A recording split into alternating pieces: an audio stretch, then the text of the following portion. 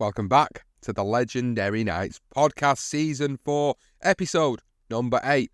And what a beauty of an episode we have for you in this one.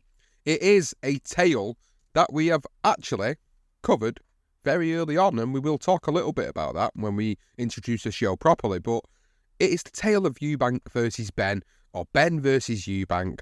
It is a tale of two fierce rivals on our UK shores, of two fighters who we both grew up watching. So it's an absolute joy to be sat here doing this story for you guys listening.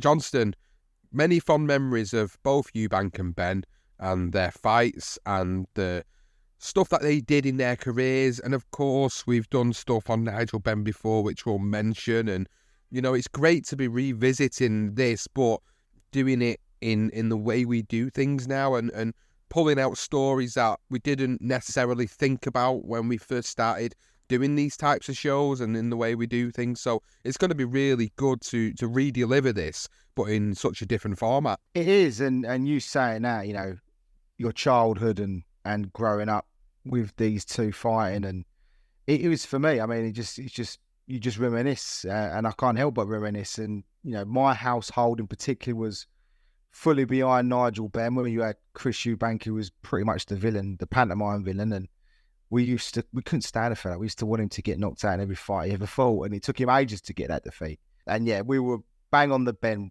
bandwagon, and yeah, it was nice to watch some of the fights back, to find these stories that we're going to bring to you for this episode. And yeah, it's just nice to reminisce. And it's, you know what, other than obviously Frank Bruno when I was really young, Frank Bruno, Tyson, but this one in particular, the first and the second fights, they got me into the sport and they got me loving boxing. So that's why this tale's special for the both of us. So we are going to begin with going back to what we've previously done. And as we said, we have done a Legendary Nights episode on Chris Eubank and Nigel Benn. But then in January 2020, we decided to split the shows into their own podcast formats, which is why we've got its own show now. And we've developed the series. So for this tale in particular, we wanted to revamp it. We wanted to make it extra special. We wanted to make it in the true BTR way of producing podcasts that we've developed ourselves into. And it was a great choice for this season. And we are going to be going over things that maybe you will have heard before in the Nigel Benn career profile that we've already done. So again, there's a couple of episodes there that will accompany this one, and in the future there will be a career profile on Chris Eubank, so you're going to have the full complement of their rivalry at some point in the next 12 months. Now, we want to start this rivalry with Nigel Benn, who became a little tearaway when growing up after the sudden death of his big brother Andy when he was just 9 years old. Now, the bare facts are that he bled to death after falling from a house that he shouldn't have been in. Now, according to Nigel, the event was rarely discussed in the family household, but Andy's death did affect him, and still does today. He said, "We all wept for him then, and I still grieve for him now." From then on, he would go on to act out by stealing, drinking alcohol, chasing girls and street fighting in gangs. This led to concerns that he would end up just like his brother, and in an early grave, so his mother convinced him to join the army at 17. Within 2 months, he was directed to the boxing ring, where he excelled. He spent almost 5 years in the military before leaving to work for a security firm, and then began boxing part-time at the West Ham Amateur Boxing Club in East London. And he said, "I went into the army a boy and came out a man." After a couple of years, Benn decided to turn professional after the ABA shafted him of a chance to represent England in the Commonwealth Games in Edinburgh. And he said years later, "I never forgave the ABA for what they did to me. I felt cheated and humiliated by their decision. That gold should have been mine." Benn continued under the guidance of his amateur coach, Brian Lynch, and agreed to sign with a wealthy businessman called Burt McCarthy, who would become his manager. Yeah, so Nigel Benn made his professional debut on January 28th, 1987, stopping Graham Ahmed in the second round. And then he raced into a 9-0 record with 9 knockouts. Nigel was on top of the world. He had already earned a load of dough and was starting to get recognised on the street. He had car dealers loaning him cars and had become a celebrity, local celebrity, overnight. So just like his rival, Chris Eubank was also in trouble as a youth. He was actually suspended 18 times in 1 year at the Thomas Colton Secondary School in Peckham, South East London, before being expelled eventually and told to sling his hook. So he was sent into care at the age of 13 in Wales, and then he moved back down to London in another care home. Then eventually he came out, and he, like Ben, joined a local gang. Chris was involved in street fights and went from actually stealing sweets to stealing designer suits and earning apparently £100 a day, flogging them on the streets. Well, after getting caught stealing 6 suits, he actually avoided a custodial sentence and eventually escaped to New York City with his mother at the age of 16. Boxing was in his family. Peter Eubank, or Eubanks, was a talented featherweight and would actually inflict the first defeat of Barry McGuigan's boxing career. One day he decided to walk into a New York gym to get fit, but it wasn't his boxing skills that got noticed. It was his flamboyance and the voice that would become as well known as any other aspect of him. This was actually developed by hours of listening to the BBC's World Service and made him stand out in the crowd. Dennis Cruz was a former super featherweight who was a bit of a legend in this New York gym that Eubank went to, and Eubank attempted to imitate him, his style. The southpaw had more poise than any fighter he had ever seen, but lacked that discipline, something the Londoner learned from. Because amateur boxing offered no financial reward, and obviously the fact is £100 a day at one point, and after having already tasted the finer things in life, Chris Eubank knew a successful career in professional boxing was the only way forward. Atlantic City was the venue on October the 3rd, 1985, not long after Eubank had turned 19. American Tim Brown was the opponent, and Eubank would win a decision after 4 rounds. He was paid $350 for the fight against an opponent who would fight only one more time. Now back over the pond, and a couple of years ahead, Nigel Benn's manager, Bert McCarthy, decided it was time to step aside, stating he couldn't give a 100% commitment. So by November of 1987, Ben brought in a new manager, Frank Warren. Now their relationship started off well, as most relationships do with promoter and boxer. Nigel explained, "Frank was very kind to me. He lent me £10,000 as a deposit on my first house, which I bought with Sharon in East Ham in 1988. Ben went on to knock out Reggie Miller in the 7th round before hooking up with Ambrose Mendy, who ran a company which helped guide big sporting personalities. With Ambrose and Warren working behind the scenes, Nigel went on to win the vacant Commonwealth middleweight title, but then his career hit a stumbling block after knocking out American Tim Williams, his last fight with Frank Warren. Ben was supposed to fight Eddie Hall at Luton Town Football Club on June 25th, but he walked out on him 48 hours before the fight. Frank Warren was pissed and he told Nigel, "Walk out on me and you won't find it so easy to get good fights." Warren, Nigel and Ambrose Mendy then got into a courtroom battle for 5 months, which led to the British Boxing Board of Control intervening and warned Ben that if he had any dealings with Ambrose, they would revoke his licence and the Commonwealth title.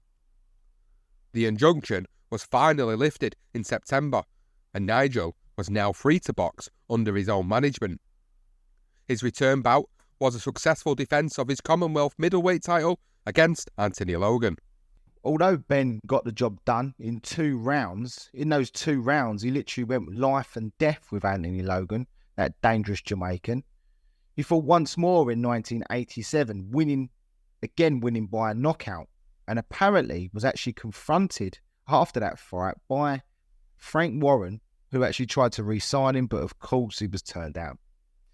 So after a turbulent year in the courts and a failed negotiation to have a fight with Herald Bomber Graham for the British middleweight title, Benn and Ambrose actually set their sights on another British fighter, and that was Michael Watson.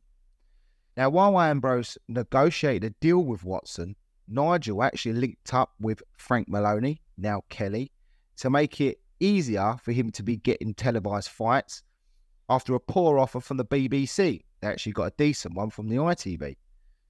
So on February 8, 1989, Nigel was at his destructive best, knocking out Michael Chimbele with an overhand right to the forehead in the very first round at the Royal Albert Hall. So on the undercard that night was Chris Eubank. But before we get into that, let's jump back a couple of years to when he was still living in America. Eubank won 4 more fights in Atlantic City, all broadcast on Sports Channel America, and all went distance. By this point, Chris already had his unique selling point. He'd jump from the ring apron over the ropes, something he'll do for the rest of his whole career from his first to his last fight. Steve Farhood, who actually commentated on some of his early fights, remembered Eubank had presence even then. So Eubank was not an easy fighter to teach. He learned from a number of trainers while in the States, but he would develop his own counter-punching style by watching endless tapes of martial arts. His style and personality was unusual and unique, and it was and would be nothing like anyone had ever seen in a British ring before. Over the span of 15 months as a professional, Chris was getting homesick, so he decided it was time to go home. However, as soon as Chris returned home, he got back into old habits and began shoplifting again and stopped boxing. In desperate need of getting away from the troubled streets of London, he escaped his past and got back to boxing by relocating to Brighton, where brothers Simon and Peter trained. It was there that he developed a friendship with Ronnie Davis, a former Southern Area lightweight champion, who became his trainer. Their relationship worked because Davis knew Chris was strong-minded and that interfering was not the best way to guide him. Ronnie Davis explained, "When you've got someone with that talent, you've got to step back." After nearly a year out of the ring, Eubank hooked up with a local promoter called Keith Miles and convinced him to pay £120 weekly wages so that he could give up his 2 jobs, one in a fast food restaurant, Wimpy, and the other at Debenhams department store. Eubank had maintained his unbeaten record over the course of the next 12 months, most notably against former Benn foe Anthony Logan, which brings us to his fight on the undercard of Benn Chalembe.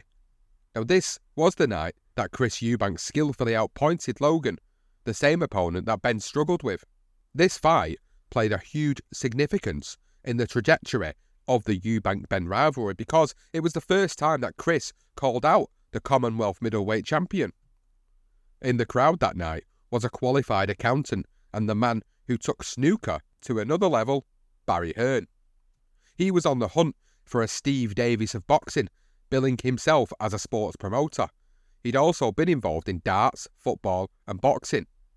His first venture into boxing was putting on the Frank Bruno vs Joe Bugner fight at White Hart Lane in 1987, which brought him to the attention of the establishment. Well, after being impressed, Barry Hearn was very impressed with Chris Eubank. He decided to roll the dice and he requested a meet with the Brighton-based fighter. And Barry remembered the moment they met.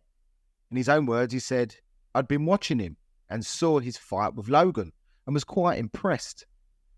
It was a tough fight to take. At the same time, I got a phone call from Len Ganley, the snooker referee, who told me there was a boxer who wanted to have a meeting with me. We arranged to meet at the Grosvenor House Hotel in Sheffield during the World Snooker Championships." He swarmed in, looking immaculate, as always. Beautiful tracksuit, swagger, and his opening words to me were, "Before we start, I have to tell you that I'm an athlete, and I know my value." So I thought, I like this. I've always liked characters in sport. I think they're almost as important as the ability in terms of marketability. I was impressed with him, and we did a deal. Eubank would get paid £1,200 a month for training expenses under the terms of the contract, which would be renegotiated if he won the British, European or world title. Now, their personalities, of course, couldn't have been any more different. But Hearn used his experience of when he brought Steve Davis through in snooker. Steve Davis, if anyone don't know, a completely different character, someone like Barry Hearn as well. And Eubank was identified as that ticket to success in the sport that Barry Hearn really loved. And Barry again said, he probably scared the likes of Maloney and Warren. They were pure boxing promoters, whereas I've always been a sports promoter. Boxing is a passion, but I take a different view in terms of my tolerance levels, which are a lot higher. I understand that geniuses are different people, and we can't expect them to be the same as us. Well, Eubank's performance also drew notable praise from the boxing writers in England, who were now starting to talk up the Brighton-based newcomer. Eubank now had Ben on the brain. 7 days after the Talembi victory, 3 appeal court judges dismissed Frank Warren's attempt to obtain a temporary order stopping Ambrose Mendy from advising Ben. With the Watson fight negotiations now complete, Nigel decided to have a warm-up fight against Frenchman Mbayo in Glasgow. There was worry that he might get injured or even worse, get beat, so Mickey Duff, manager of Watson, got him to sign a contract that would cancel the fight and prevent him from collecting his £150,000 payday if such an occurrence was to happen. It added to the intrigue for the fight, but the actual bout was how everyone predicted. A knockout win for Nigel Benn in 2 rounds. Just before the Watson fight, Michael Nunn, who was the IBF World Middleweight Champion, offered Ben $3 million to fight him. Their offer was rejected by Ambrose, who felt more millions would be generated in a fight further down the line. Ambrose took Nigel's exposure for the Watson fight to another level, sending reports to newspapers, coming up with slogans, talking big money, and they all ate it up.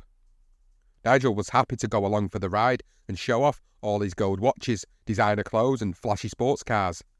It was all about image and publicity for Ambrose, and to his credit, he did promote him really well. The boxing writers wrote about Ben's style, describing it as being what the Americans wanted to see. Vicious, clinical winner. Ben is their kind of fighter. But in Brayo, a man with natural gifts who knows that he needs a bit more study before going for broke. Brilliantly marketed and promoted, so much so the Americans have suddenly woken up to the fact that there's a second Big Ben in Britain. It certainly was, and a few days before the Michael Watson fight, the new WBA middleweight champion, Mike McCallum, actually offered $1 million to fight the winner. Now a carrot had been dangled and the winner ready to earn big money and a world title shot. Most pundits, ex-fighters and fans favoured a Nigel Benn win after steaming through every one of his 22 opponents, winning all by knockout. But respected boxing writer Colin Hart predicted a 6th round win for Michael Watson. He told his son readers it might be worth a 7-1 punt on Michael Watson. But before we get onto that fight, we must set the scene and explain the climate, the current climate of how politics and sport in general were being perceived at the time. So on April 15, 1989, an estimated 55,000 people attended the FA Cup semi-final between Liverpool and Nottingham Forest at Hillsborough. 94 men, women and children were killed and 766 injured. 2 more subsequently died because of their injuries, and the last, Andrew Devine, who suffered life-changing injuries in Sheffield, passed away in July 2021, taking the death toll as it currently is today at 97. On April 16, 1989, the Conservative Prime Minister Margaret the Milk Snatcher Thatcher and her press secretary Bernard Ingman visited Hillsborough, and Ingman said he was informed the deaths were caused by, and I quote, tanked up mobs. 3 days later, the Sun, owned by Rupert Murdoch, published the front page headline, The Truth, apparently, claiming that as people were dying, Liverpool supporters, and again what I quote, picked the pockets of victims. They urinated on brave cops and beat up PC, giving Kiss of Life.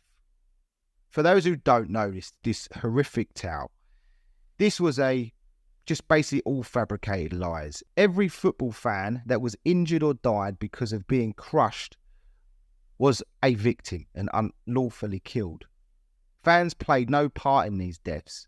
It was due to police failures, stadium design faults, and a delayed response by the ambulance service that resulted in a tragic loss of those 97 football fans going to that FA Cup semi-final that day.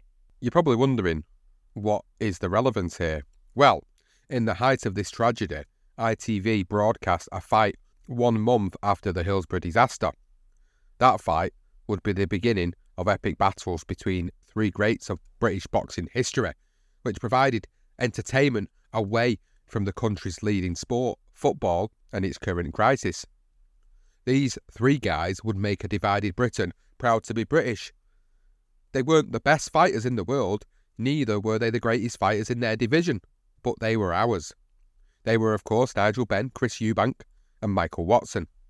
Now, our Legendary Nights episode is specifically centred around the Eubank-Benn rivalry, or if you prefer, the Benn-Eubank rivalry, but not including Michael Watson in this tale would be criminal.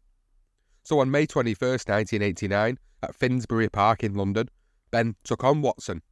He was expected to blow his fellow Londoner out early in an easy defence of his Commonwealth middleweight title. But Watson was smarter than that, and he weathered an early storm from the hard-punching Benn while hitting on the counter. The 4th round was a barnstormer, where both fighters decided to throw caution to the wind, but no matter how hard Benn landed, his blows didn't force Watson into retreat.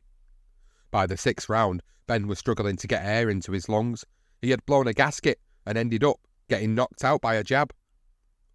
Benn fell to his first professional defeat and lost his Commonwealth title and missed the opportunity to challenge Mike McCallum for the world title. The following day, Ambrose Mendy announced that Nigel's next fight would be in America and that American TV was sufficiently impressed by his defeat to feature his comeback. He also stated that this American TV network would put up the money for him to fight a top 10 rated contender. So following that loss, Benn changed his trainer to Vic Andretti, who actually lived in Miami but was born in East End in London, and signed. So Nigel actually signed with Bob Arum for a 5-fight deal with Top Rank, which was worth 250,000 quid or dollars, probably dollars per fight. Now with Eubank now fighting under Barry Hearn, they had an early disagreement regarding the terms of that contract they initially signed. Chris wanted a down payment which would allow him to train without having to take a second job. He picked up 300 quid a week, which would help meet the costs of the child he and his missus, Karen, welcomed into the world in September 1989. That was Christopher Jr. Eubank. The other part of the contract, which Chris wasn't happy with, but Hearn insisted on, was a void contract if he lost 2 fights. Now, Chris wanted that to be reduced to 1, in the belief that nothing was ever going to derail his career. He was never going to get beaten, in his opinion. While Eubank would occasionally appear on ITV, the majority of his fights were actually broadcast live on a new satellite channel called Screen Sport, which showed boxing and golf. Now, Hearn was happy to put most of his fights on that channel, even though he wasn't earning huge sums of money from them. And he said, although I lost millions and millions of pounds in boxing, it set the business up. Well, 5 days after the Ben Watson fight, Eubank outpointed Randy Smith in New York over 10 rounds to take his career total to 14-0. He then recorded 6 more victories, all by knockout in June, twice in October, once in November, and the last just before Christmas. All 6 fights were staged mainly in London, but he did travel up to Liverpool and Cardiff for that, just a bit more exposure. During 1989 and then into 1990, there was little to suggest in the quality of opposition that Eubank had faced, that he was ready to fight someone of Benn's calibre. Many of those opponents were unknown to even the most hardcore boxing fans. In America, the Nigel Benn experiment was enjoying some success. 6 weeks after going the distance with Jorge Amparo, the Dark Destroyer, a nickname that was fully embraced in the States, stopped Puerto Rican Jose Quinones in 1 round in Las Vegas. The performance was a perfect combination of the old and the new Benn. Hard punches thrown correctly and sparingly producing the knockout. Benn left the ring with reporters being told they'd just seen the English Marvin Hagler. In truth, the man Benn most aspired to be was Mike Tyson, at that time the undefeated and undisputed heavyweight champion of the world. The pair had met, and Benn couldn't help but admire Tyson's money, female attention, and the power of his celebrity status. Back in England, the night before Benn beat Quinones, his former manager and promoter Frank Warren was shot in the chest, the target of an apparent assassination attempt by a masked man. Warren would make a full recovery and return to the sport he loved. Police actually charged Terry Marsh, a friend of Benn and Warren's first world champion, with the attempted murder, but the retired boxer would eventually be acquitted. During Warren's absence from the business, promoters like Hearn began to flourish. As the 80s drew to a close, with another recession about to hit and the threat of the poll tax looming, money was an increasingly important factor for men in such uncertain dreams such as professional boxing. But Nigel Benn was too determined to allow what was going on in Britain affect his American dream. 8 days before his 26th birthday, January the 14th, 1990, Benn would go the distance again, this time against American journeyman Sandalline Williams, who was a late substitute for compatriot Michael Olajide. The purpose was to put Benn in a position to fight the legendary Roberto Duran for the WBC middleweight title, but neither fight transpired. Although Benn failed to shine against Williams, a slippery boxer who had fought half a dozen world champions and never been stopped, fate was on his side. Those 3 victories in America got Nigel Benn a shot at the WBO middleweight title against Doug DeWitt.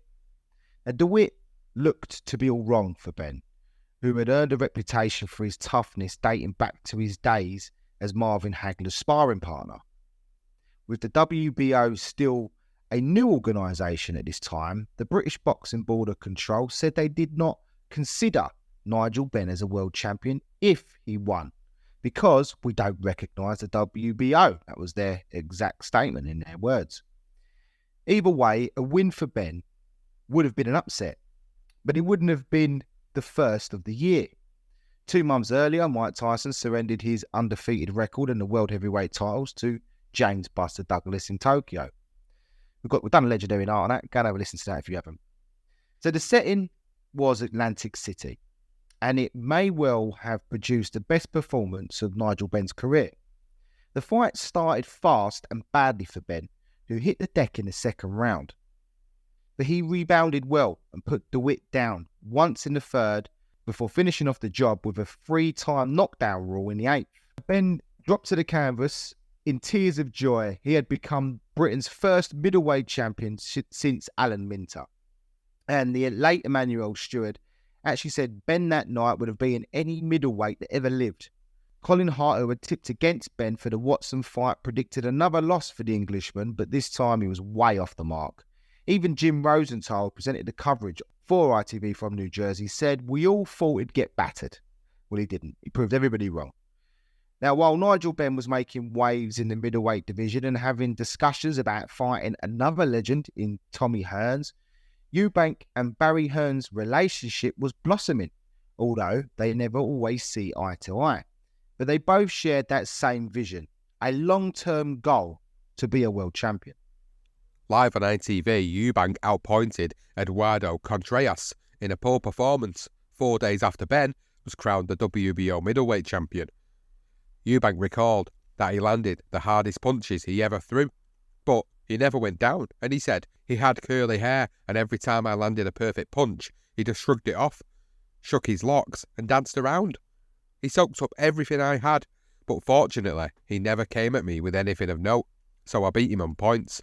For his next fight against Kid Milo of the Midlands, Hearn brought along Trevor East, a producer and executive at ITV Sport. Hearn had pitched his fighter in a glowing light, and although there was not much in the way of action, East could see a personality, a presence, something a little different that could keep bums on seats when the TV came on. Eubank stopped Milo in 8 rounds at the Brighton Centre, then went on to trash talk Benn, telling anyone who would listen that he could beat him. This created a lot of interest, as his remarks intensified a possible showdown between Benn, the world champion, and Eubank, the holder of the less prestigious WBC international title, which he'd captured with a win over Hugo Antonio Corte. His claims of beating the resurgent Benn seemed ridiculous, but it was having an effect. Eubank had told Boxing News in December of 1988 that Benn was a coward and a fraud, words he would use to provoke Benn into making a defence against him.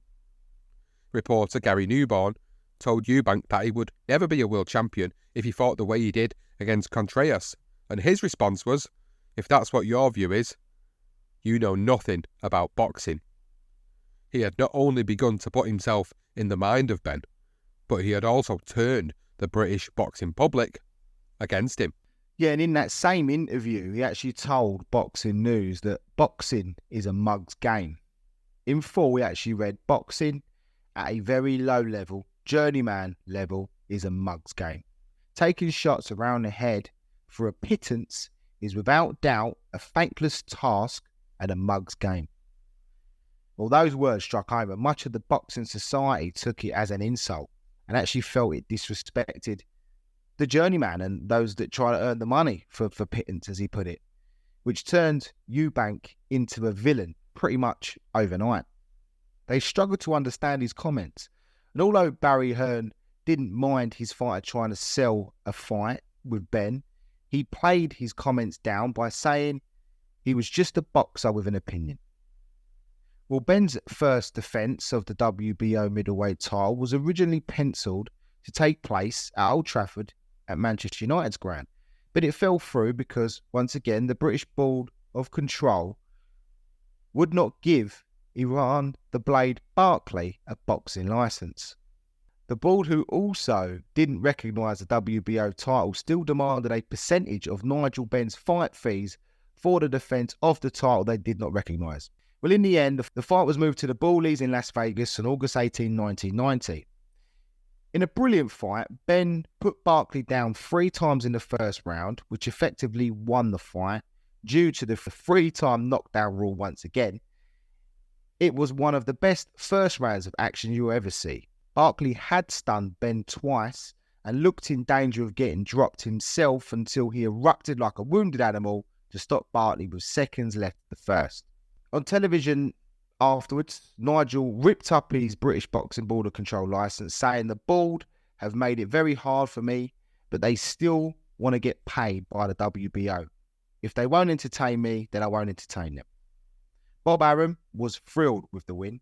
Nigel's undoubtedly the most exciting fighter in the world today and the best English boxer ever to come to the States. A month later, when asked by The Ring magazine why he had hit his opponent when on the floor, Benn answered simply, because he was trying to get up. English sport was very much on the up at this point after England had reached the semi-finals of the Football World Cup in Italy, with Paul Gascoigne's tears an ineligible image of the year. Now Benn was redefining the stereotype of a British boxer. Now he was the man to send to America to do a job where so many had previously fallen. The returning hero might have been in the United States for most of the last 18 months, but he knew all about Chris Eubank and his mouth, because the only fight Eubank wanted was Benn. Ever since he had beaten Logan, Eubank had been nagging away at Benn for a fight. Now that Benn had a world title and defended it, the goading intensified. On Nigel Benn's return, he hoped to get the big names, Hearns, Duran, or even Leonard. But he got neither of them. Instead, Barry Hearn claimed he was offering the highest purse ever to a British fighter and gave Team Benn a deadline to accept the Eubank challenge. Ambrose Mendy was holding out for £1 million. The press reported that Nigel got £1 million, but after much negotiation, he got £800,000, but he would only receive half of that. Chris explained in his book, he said, "When I received the news I had been waiting for, that I had been given a shot at Nigel Benn, I knew my fragment of opportunity had arrived. I eventually had to accept a lesser purse, £100,000 compared to Benn's £800,000. But I just wanted to do whatever it took to get him in the ring. I saw it as a matter of honour, and the point what I really wanted was Benn's title. Well, the rookies that guided Nigel Benn had not insisted in any rematch clause within the contract. They were advising him terribly, really. Nigel said, my manager at the time told me that this is sometimes a standard clause and would have allowed me to have a second shot at Eubank within 90 days if he lost, rather than waiting for 3 years, and that Mendy's lack of experience as manager was the reason for not having it. Well, the contract was poorly negotiated for Benn, who should have had a rematch clause within it. And for Benn, he should have got a lot more money than the 100,000 quid. But as he said, I knew the big money would come later. Well, Hearn admitted that he was surprised that the fight was actually signed. He said they didn't have to take the fight. He was shocked they signed it without the rematch clause. Eubank wasn't ranked that high within the WBO, so he could have swerved the fight quite easily. But in Benn's mind, Eubank didn't belong in the same league as him.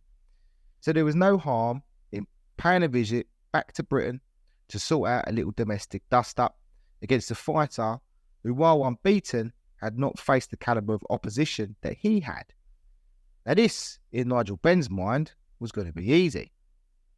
What amazed Barry Hearn more than anything was that the contract was signed with no rematch clause, as we've said. He said, I was waiting for a phone call from a smart operator like Bob Arum for options, but it never came. But Arum listened to Ambrose too much. The fight would be promoted by Hearn's Matchroom company, and he admits now he didn't make any money out of what was the first all-British world middleweight title fight. By his calculation, he had invested heavily in Eubank to the tune of about £250,000 quid. Barry Hearn said, it was a lot of money in comparison to what my business was worth. We were losing a lot of money. The Benn fight was the gamble of all the investments we had in boxing. There does come a time when if you're going to get your investment back, or you're going to justify further investment, that you have to show what you've got. Now, although Eubank was a gamble, Hearn was convinced his fighter had the abilities to win. He said, Eubank fancied the fight. I fancied the fight. Styles have always made fights.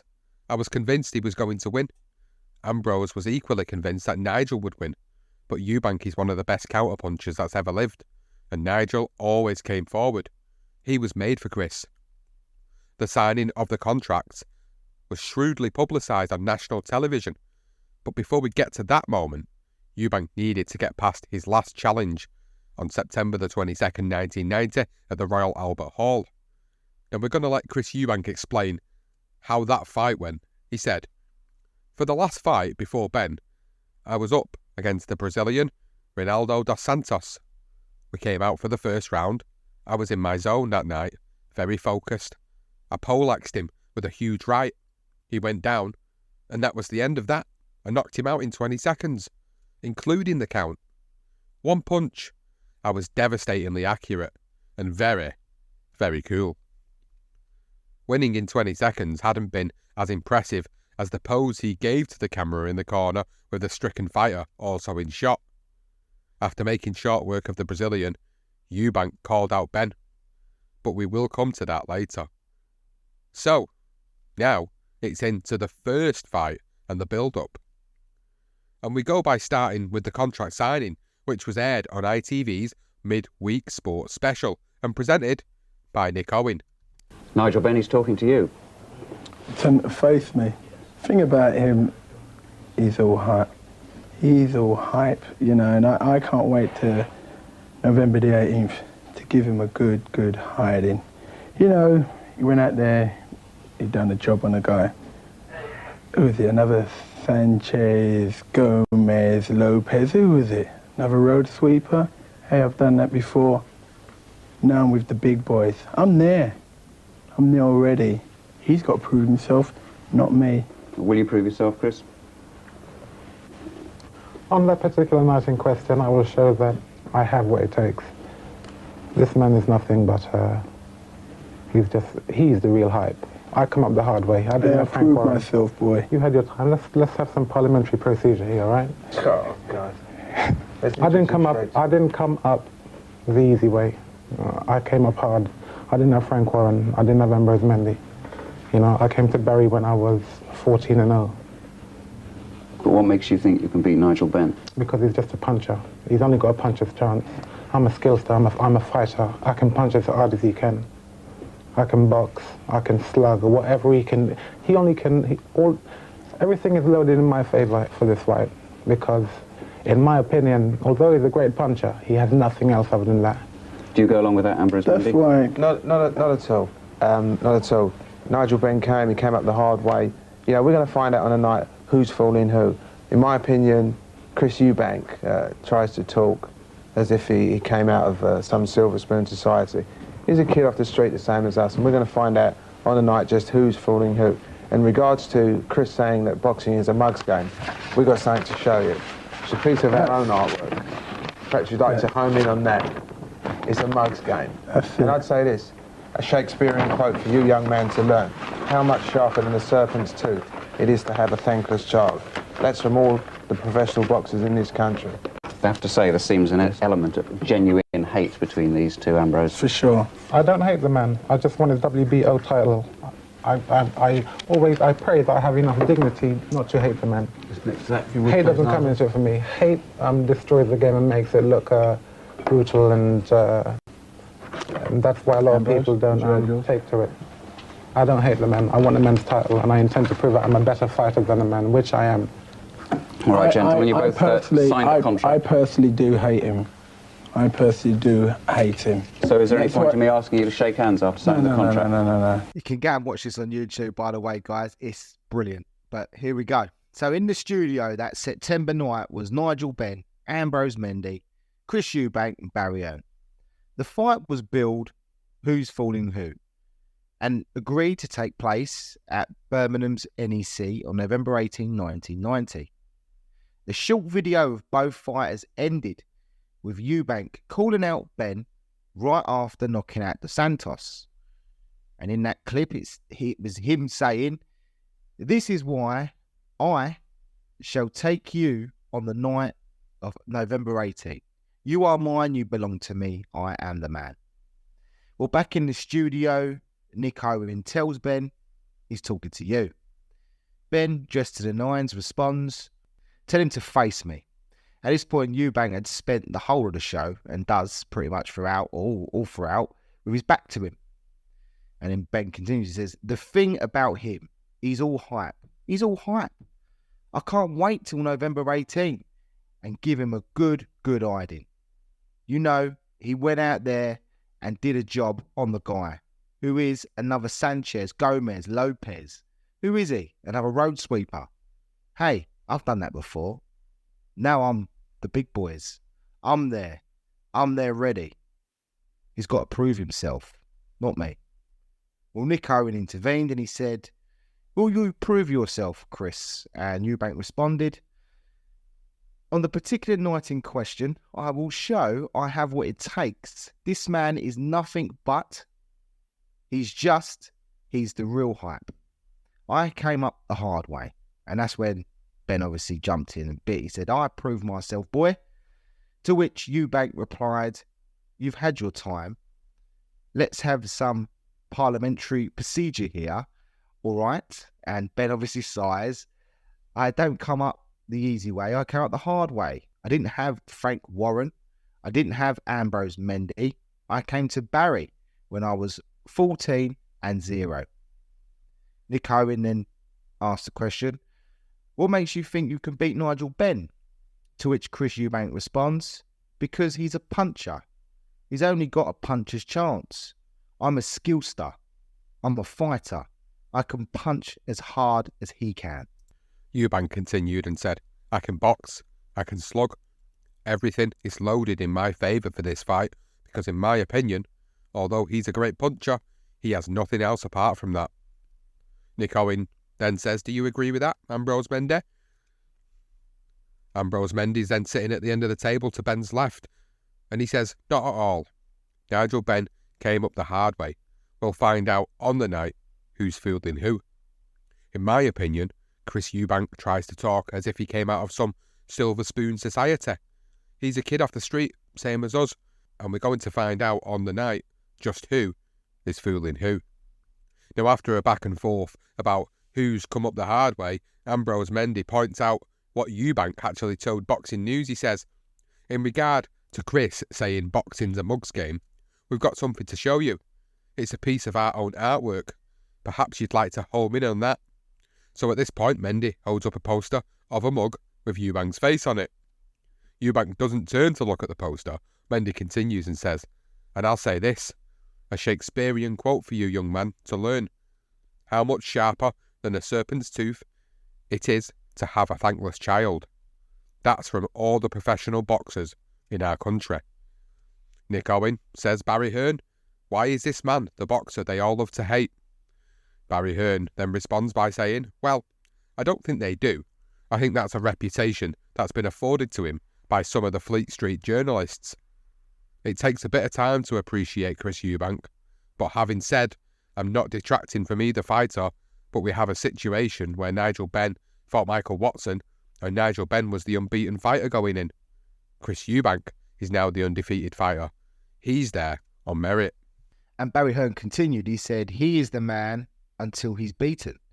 And it's going to be a very highly competitive fight between two great athletes.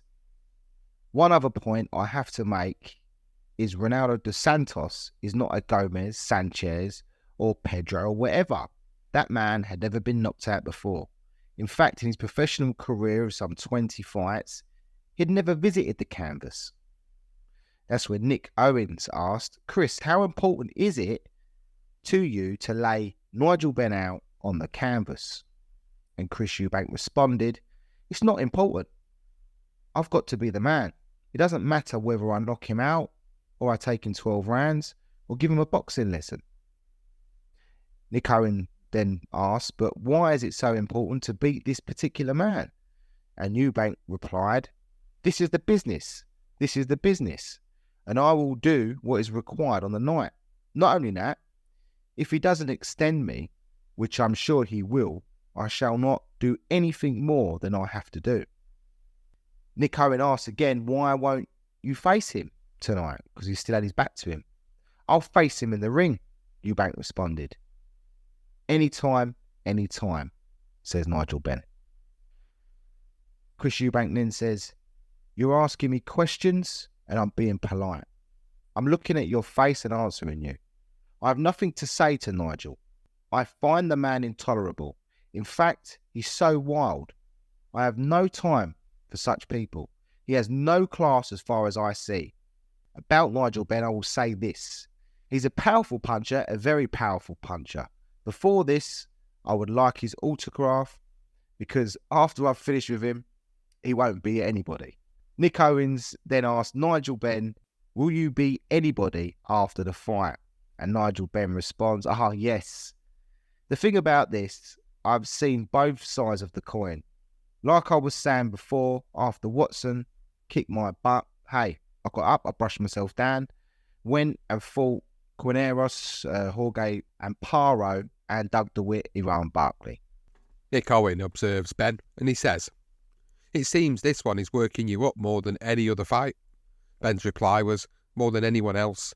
I think the public is demanding this. I walk down the street and people say, hey, give this boy a hiding.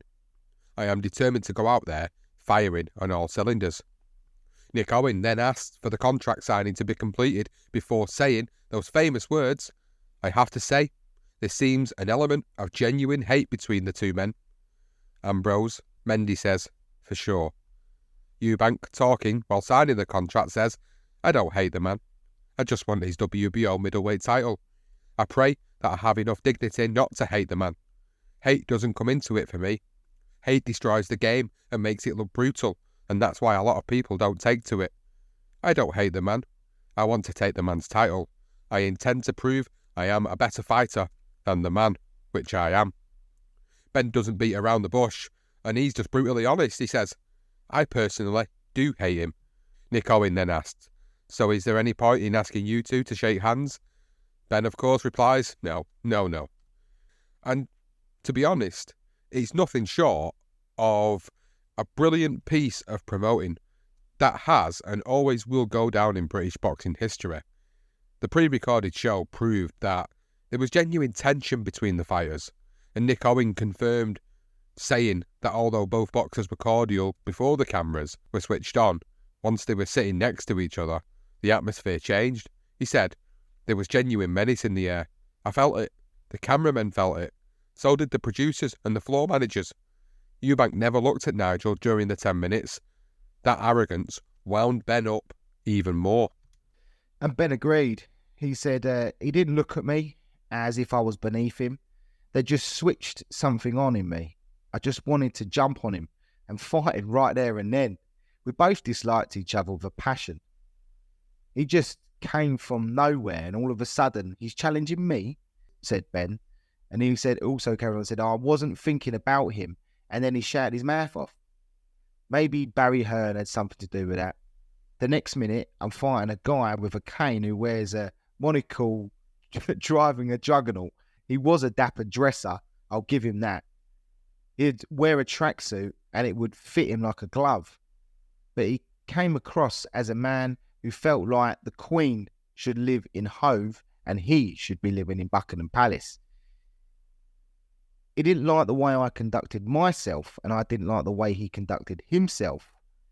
He called me a ragamuffin and looked down on me.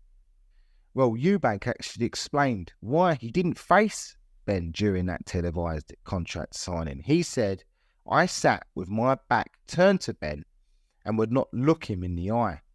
Indeed, as no point before the fight did I do that in public, which really annoyed him. There was no need for me to look at him in the eye because that would have been giving him an advantage to which he was not entitled. Ben did confirm his hatred towards Eubank was for real. If you ever doubted it at all, if you ever seen that interview and anything else, he hated him at this point. He said, I hated him. I remember thinking at the time that he needed to come down a couple of pegs and go away to America, win a world title and get some respect. My hatred towards him was not hype. I generally loathed him. The heated exchanges continued at the Café Royale in London during the build-up to the fight, a moment that Chris Eubank remembers, and he says, I was heading into a room for a meeting. I opened the door, and there was Barry Hearn, Ambrose Mendes, some trainers, and Nigel Benn. I am a polite man, so when I saw they were busy, I said, oh, sorry, gentlemen, I can see you were doing business, and I went to close the door. Get the fuck out, Ben shouted. Get out, get fucking out. What? I said, astonished. He repeated the abuse. Fucking get out, go on, cunt. Listen, I said, don't talk to me like that. If we're going to fight, let's do it in the ring. He just stood there. Fucking get out. Immediately, he jumped from his chair, marched out from behind the table, and squared up to me, inches from my face. You want to do it now? You want it now? I was faced with a momentarily important situation. If Ben had won this little skirmish in that room, in doing so, he would have sealed the fight. Without a doubt, I was dressed in a pristine suit, so I stood my ground, imposed myself on the situation and said, listen, if you want to get it on now, let's do it. But I didn't come here to fight. I came here for a press conference. Let's do it in the ring. By this point, Barry Hearn and Ronnie Davis had got up and stood between us and were saying, now, come on, boys, come on. Barry's body was actually shaking, throbbing. That's how much tension there was between me and Ben. That was the type of fear that Ben put into people. He was that vicious, a terrifying man. Now, Ben was the world champion who had overcome harder challenges than Eubank. His method was simple and probably explained best in one of our favourite quotes of Nigel Benn's is, Steve Davis, the snooker player, was born to pop balls, Maradona to score goals, and Nigel Benn to kick ass. Eubank explained what he perceived would give him the edge over Ben, describing the fight as a competent and intellectual boxer against a shallow-minded puncher. Don't put your money on Ben, as a puncher never beats a boxer. Well, the boxer gave some insight into his preparations for the first fight. He said, this is Eubank, I have always used a point system for my opponents, marking them in advance on a scale from 1 to 10. Ben got 10. I would then train with that number in my mind. You go through identical routines and regimes, but subconsciously, I would somehow think harder for a 10 than for a 5. I was always more focused, although my work was more or less the same. Chris also explained how he prepared for the fight mentally. He said, "I've always found extra mileage for emotional goals in front of myself during preparation for a fight." Now, while I was working towards the Ben fight, Karen is his missus, and I went to view a lovely 4-bedroom detached house with a nice garden on Old Shoreham Road. I thought at the time, wow, if we can have this, that will be it. We will have arrived. It cost me 190,000 quid, which was big money at the time. Simply put, the mathematics of the situation were that if I did not beat Ben, we would lose the house, it would be repossessed. That was a surefire motivation. Ironically, it was Eubank who used to struggle to make the middleweight limit for much of his fights and pretty much throughout while he fought at middleweight. But it wouldn't be his weight that would play a pivotal role in the last few hours or before this fight begins. Like Ben, Chris stood no taller than 5'10", but he had a naturally wider frame. When not in training, his normal weight was about 13 stone, and his insistence of just jogging and not running meant that shedding weight was a slower process than most boxers. While before this fight, the biggest of his career, Chris made sure that he made the 160-pound, 11 stone 6 limit. Back in the 1990s, fighters weighed in on the morning of the bout as opposed to the day before. Like today, allowing fighters to hydrate. On the morning of his fight, Ben woke up at around 6:30 a.m. to find he weighed 6 pounds over the middleweight limit. He'd locked himself away in a hotel in Birmingham and to this day has no idea how he managed to put weight on. He said, "I was just eating fruit and watching On the Waterfront with Marlon Brando, and when I got on the scales, I was 12 stone dead." There was a 12 o'clock deadline, so he had to shed over 6 pounds or face the possibility of losing his title. In those days, the belt was forfeited if the champion was unable to defend his title because of weight. He made his way over to a gym called Stocks, located near Aston University, and ran 3 miles on a treadmill, fully clothed, to lose 2 of the pounds. He shadow boxed in a steam room, clothes still on, for 45 minutes to lose another 2 pounds. By the time of the weigh-in, Ben was actually a 1/4 of a pound under the limit, but his team were concerned at how much work the champion had got through with less than 10 hours to go till the fight. He was struggling to rehydrate, and so began a concerted campaign to put the challenger off, which we will come to in a short while. And on the eve of the fight, John Roder wrote for The Guardian, "Although Ben's World Boxing Organisation title is at stake, the WBO is not recognised by the British Boxing Board of Control, as we've already said, and not regarded seriously by anyone other than fighters, managers, promoters and TV executives. The Hyperbole was undoubtedly succeeded for the arena, which has a 12,000 capacity, is almost sold out, and ITV are paying to screen the fight live. A dozen countries are also taking the broadcast in some form or other. There can be no doubt that the protagonists and their agents have been highly successful in drawing attention to the event, but whether they can match expectations is apparently, by John Roder, doubtful." Well, boy, was he wrong. There is absolutely no doubt that there was genuine disliking for one another. These two were completely different with contrasting styles of clash of personalities and styles. Yet interestingly, they both had very similar backgrounds. They both had several dominating elder siblings and both were in trouble in their teens. To reform themselves, both needed to flee the nest. Ben went to the army, Eubank to New York, and both those moves came about after a degree of parental intervention. The similarities are uncanny, really. This fight had all the ingredients to be a classic, but you could understand the uncertainty because we just didn't know what to expect, mainly from Chris Eubank. A lot of the pre-fight hate between them was generated by the press, but as Ben confirmed, in my case, as I have always said, it was 100% genuine. The Times billed Nigel Benn as a wild animal in the ring, and we had rarely, if ever, seen anything like that in this country. He was the epitome of an all-out warrior, bringing a rage and fury into the ring that one might only encounter in the United States. Only Mike Tyson and Marvin Hagler have exuded much menace. Never a favourite of the British Boxing Board of Control, Ambrose Mendy was making further trouble as the fight neared. He insisted on being in Benn's corner, despite being banned by the board, and threatened to sue over the issue in the High Court. Ben said, "A lot of my money seemed to be spent on court battles." Mendy was later fined £2,000 for appearing in his corner before the fight. Before the fight, Ben was so confident that he would win, he said he would retire if he lost. Eubank disclosed that he had bet £1,000 at 40-1 to knock Ben out in the first round. So back to the night of the fight, and Ben's camp began their campaign to piss off Chris. Towels and ice were removed from Eubank's dressing room, standard provisions for a trainer and a cutman before the fight.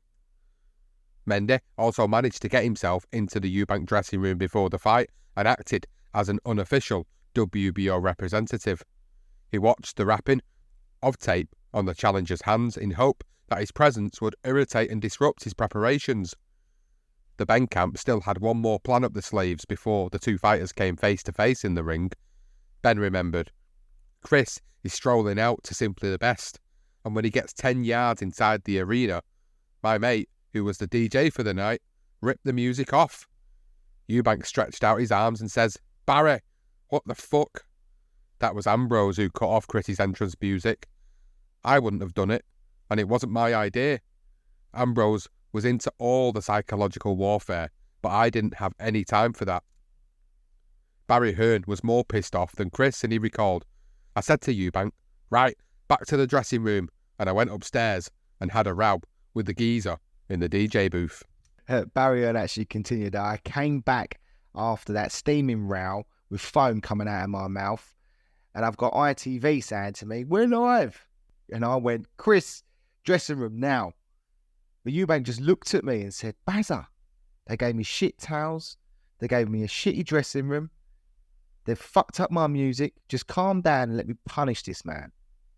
Chris actually wrote in his autobiography as well, he said that there were poor facilities in my dressing room, no ice or towels. Then I was walked into the ring, my entrance music was sabotaged. Barry was absolutely furious and said to me, "Let's go back to the change rooms, Chris." And I remained serenely calm. He then added that he told Barry, "They've done everything to unnerve me, but the only thing that can beat me is Ben, nothing else."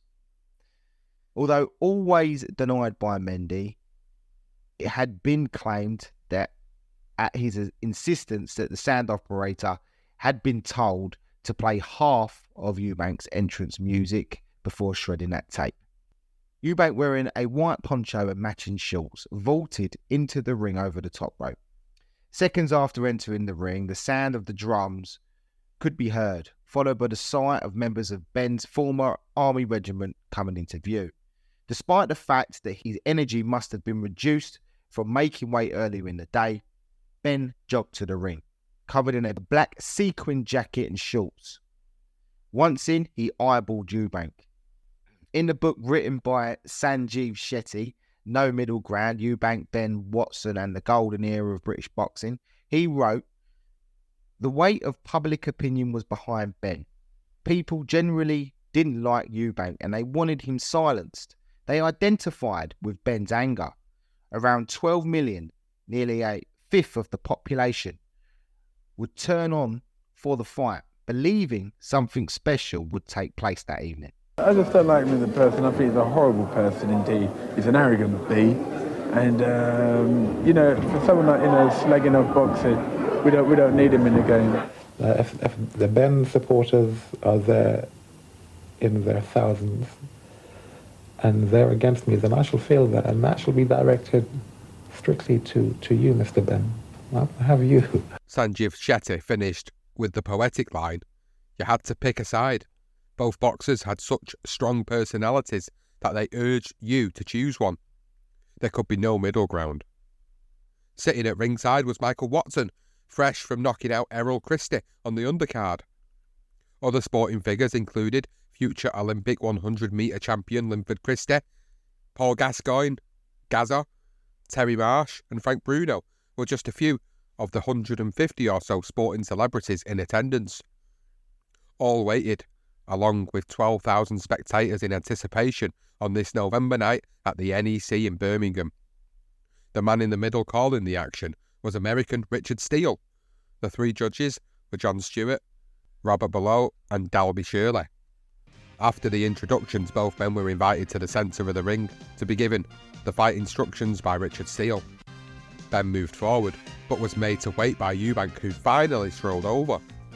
When asked to touch gloves, Eubank left his right hand low, and it was smacked hard by the champion.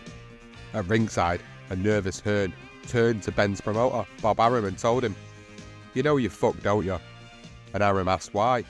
"Because you haven't got any options," replied Hearn, signalling to the no rematch clause. Now, into the first fight we go.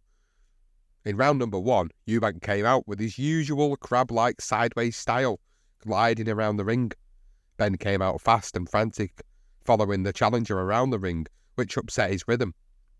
Eubank might have been in retreat for most of the opening round, but it was his counter-punches, mainly his right hand, that clocked up the points. On a couple of occasions, he seemed to stun Ben, who hoisted Eubank over his shoulder as if to suggest that he was the stronger of the two. Screen sport commentator Dave Brenner accurately summarised the round when he said, "Definitely the challengers." So Eubank strolled around the ring after the first bell before eventually returning to Ronnie Davis in the corner, continuing with his mind games in the ring, countering obviously those mind games from Team Ben moments before the fight. In the second round, Eubank was looking to counter but was caught with a straight right hand, which he took well, demonstrating his granite chin. Although Eubank sent Ben back to the ropes on stiff legs at the end of the round with a left hook and 2 rights, the cleaner and harder punches came from the champion. Eubank would later admit that he feared the pace of the first 2 rounds, so much so that for the first time in his career he actually considered he might have to take a count. Even when he had Ben in trouble, Eubank didn't really go for that finish, weary that the champion was like that wounded animal, as we've said before, when in trouble, and was probably at his most dangerous.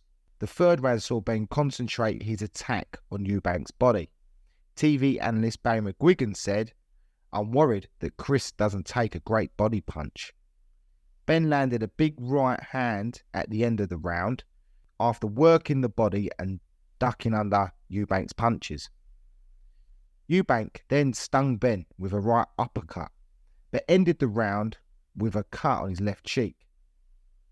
But he had done something which, intentionally or not, would prove, or later prove, pivotal. By the end of the third round, Ben's left eye was swollen and seemed about to close. Ben recalled to Sanjeev Shetty, "He got me with a thumb, and that hurt. It was like someone had pricked me with a needle. It was sending a pain to my brain. It was killing me. Fourth, and continued with the high tempo, but was better defensively.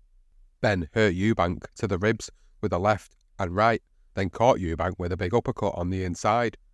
We later found out that Eubank had bitten his tongue, and he remembered, "We were in a clinch, and when you were in a clinch, you actually put your head over your opponent's shoulder.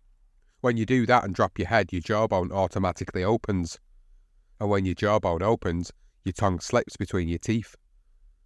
Ben bobbed and rolled out of the clinch and landed a tremendous uppercut, which Eubank recalled, and there was a half-inch gash in my tongue. Now moving into the fifth round, and Ben's eye was almost closed shut. This of course benefited Eubank's style of fighting on the outside and throwing the cleaner shots to the damaged area, which were very precise and accurate. Ben's corner, including Vic Andretti and veteran cutman Percy Armstrong, were unable to do anything to prevent the swelling increasing, and the fight was turning slowly in Eubank's favour. By the 6th round, Eubank was managing to pick Ben off with jabs and right hands before Ben landed a low blow. Referee Richard Steele allowed Eubank time to recover. An energised Ben spent the remainder of the round chasing Eubank around the ring, who was advised by Andretti to concentrate on the body. Ben came in fast, but Eubank was able to keep him at bay. Ben was in the ascendancy at the start of the 7th, still working the body, with Eubank clearly still affected by the low blow in the 6th. Eubank was beginning to look to the ref for assistance when another borderline low blow came in. Eubank then landed a wonderful left and right on Ben, but the bodywork was clearly taking effect. However, our right-left combination stunned Ben, whose eye was now closed, and suddenly he looked a beaten man.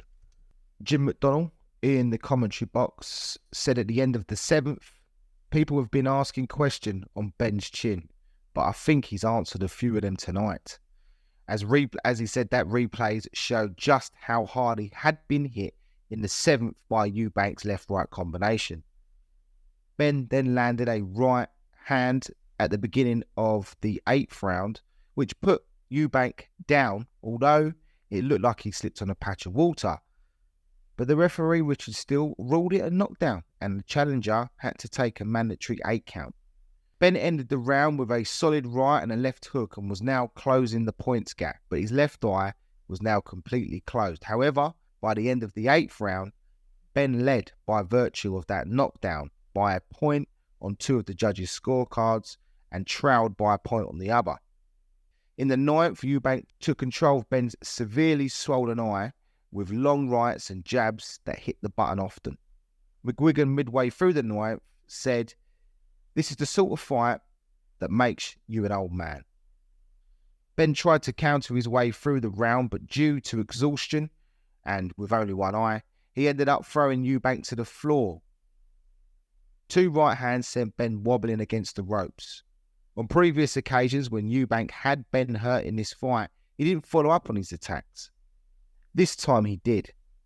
There were less than 30 seconds remaining of the round, and Ben didn't even have the strength to hold Eubank in a clinch. Eubank let his hands go, but Ben escaped momentarily. Then with 10 seconds to go, Ben was then pinned into a neutral corner as Eubank threw combinations until Richard Steele, who was watching closely by, decided enough was enough and stopped the fight with Ben on his feet. Eubank sunk to his knees in jubilation. I've never known you lost for words, and I know you're very emotional, but we'd love to know all about that back at home. He's the hardest puncher I've ever seen. He's the hardest puncher I've ever come up against in my life. I beat him on determination. Karen, I told you I'd do it. Well, I wasn't supposed to do it, but I knew I'd do it.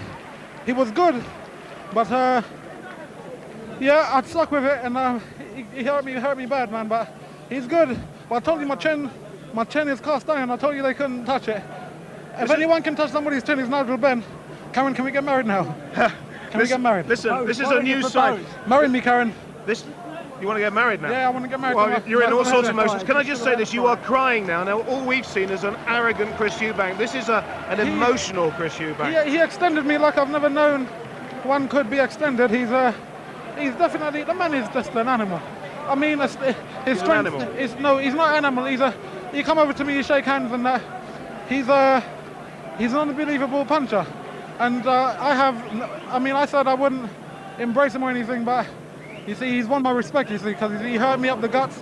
He opened my tongue's open. My tongue's open. He hurt me with shots I never knew existed. But you keep saying that, but the thing about this fight is you have hit him with so many shots that have had him rocking. Listen, this man ain't chinny. This man can't be chinny. I hit him with everything, man. Karen, I done it. Dad, I love you, Dad, I done it. It was a perfectly timed stoppage, and Ben, who lost with grace and dignity, had no complaints afterwards. But then who could complain about any aspect of this truly unforgettable encounter? Ben immediately announced his retirement and apologised to his fans in the arena. The retirement, of course, wouldn't last long, but even now, the hurt remains, and he told Sanjeev Shetty, "He beat me fair and square, but losing to someone like him was just awful. It was hard to swallow. To tell you the truth, really, really hard." Eubank said into the camera as he was being interviewed by Gary Newbon, "Karen, can we get married now?" Eubank would say this was his greatest night as a professional fighter, but he had to pay a terrible price. His ribs were bruised, his left eye was also swollen. Barry Hearn said Nigel smashed him around. Chris urinated blood for days afterwards. Eubank explained in his book, watching the fight now, the word of Rudyard Kipling spring to mind, almost as if he was commentating on the fight, telling me to force your heart and nerve and sinew to serve your turn long after they are gone, and so hold on when there is nothing in you except the will which says to them, hold on. The poem goes on to say that if you can do all these things, then yours is the earth and everything that is in it. Ben recalled, Eubank become more respectful towards me after the fight, but I was gutted. Chris had damaged my eye and broken my heart. I wanted a rematch as soon as possible. Eubank said of me, he hit me in the guts, the mouth, and on my head. Man, it hurt. I didn't know people had that kind of power. I had to keep asking the Lord to help me out on this one. That man hits mega hard. And Ben continued to explain what Eubank said. He is 1 in a million. I didn't know people could have that kind of power. He was strong enough to kill me. His power is savage, and he extended me the way nobody else in life has done. For that, I love the man. Richard Steele actually described the fight himself. He said, I've refereed 79 world title fights, and this was one in the very top category. It was too bad one had to lose. They are both champions in my book, but I was doing my duty to stop it. So Ben can come back and win that title again. Ben was really gallant, but just could not see out of that left eye. And Harry Mullen wrote for the Boxing News, I don't believe I've ever seen two men with more intense will to win. How much should you pay a man to bare his soul? Because that is what Ben and Eubank did in the most thrilling contest I have ever watched in the British ring. Barry Mullen then said, insinuating that Ben's world title aspirations were now done and they were at an end, he said today's hero is tomorrow's opponent. Hearn pointed out that even though it was a tremendous fight, the show made no money. But we walked away with a clean title, and that's what the investment was all about. It was an amazing evening. It was a truly classic and unforgettable encounter, a thrilling contest and grueling battle. It came down to a battle of wits and wills, which made it even more memorable. Nigel held the WBO World Middleweight title for 203 days. Eubank would hold it for 3 more defences before moving up to the super-middleweight division.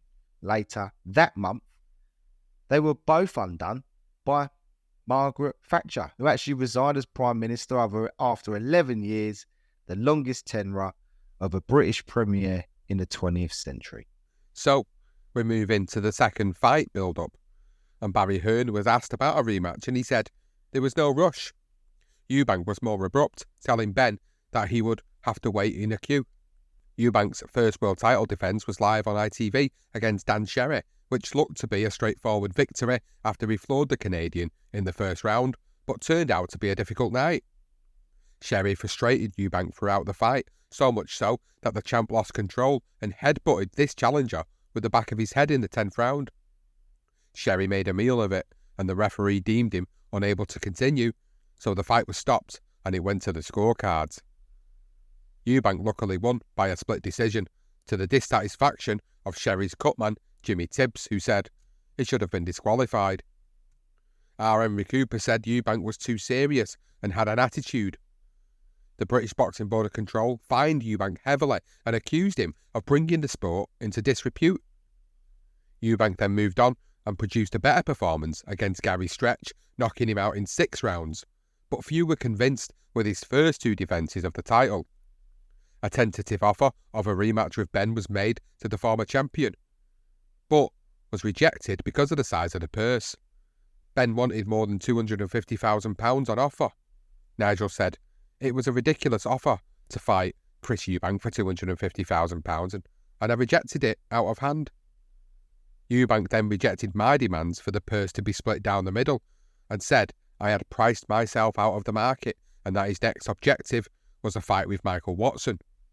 Well, that was Barry Hearn's plan all along, to create another British challenger for Eubank. Yeah, Barry Hearn knew that Michael Watson still had plenty to offer, and another domestic showdown could sell. So they were matched to fight at Earl's Court on June 22nd, 1991.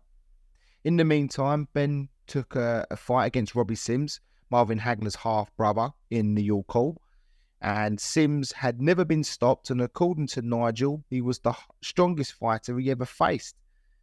The fight was actually stopped in the 7th round following a devastating left hook that landed bang on Sims's chin. After the fight, Hagler praised him, as in Nigel, on his victory. "You gave him a fucking good hiding," apparently, that's what he said. "You was good."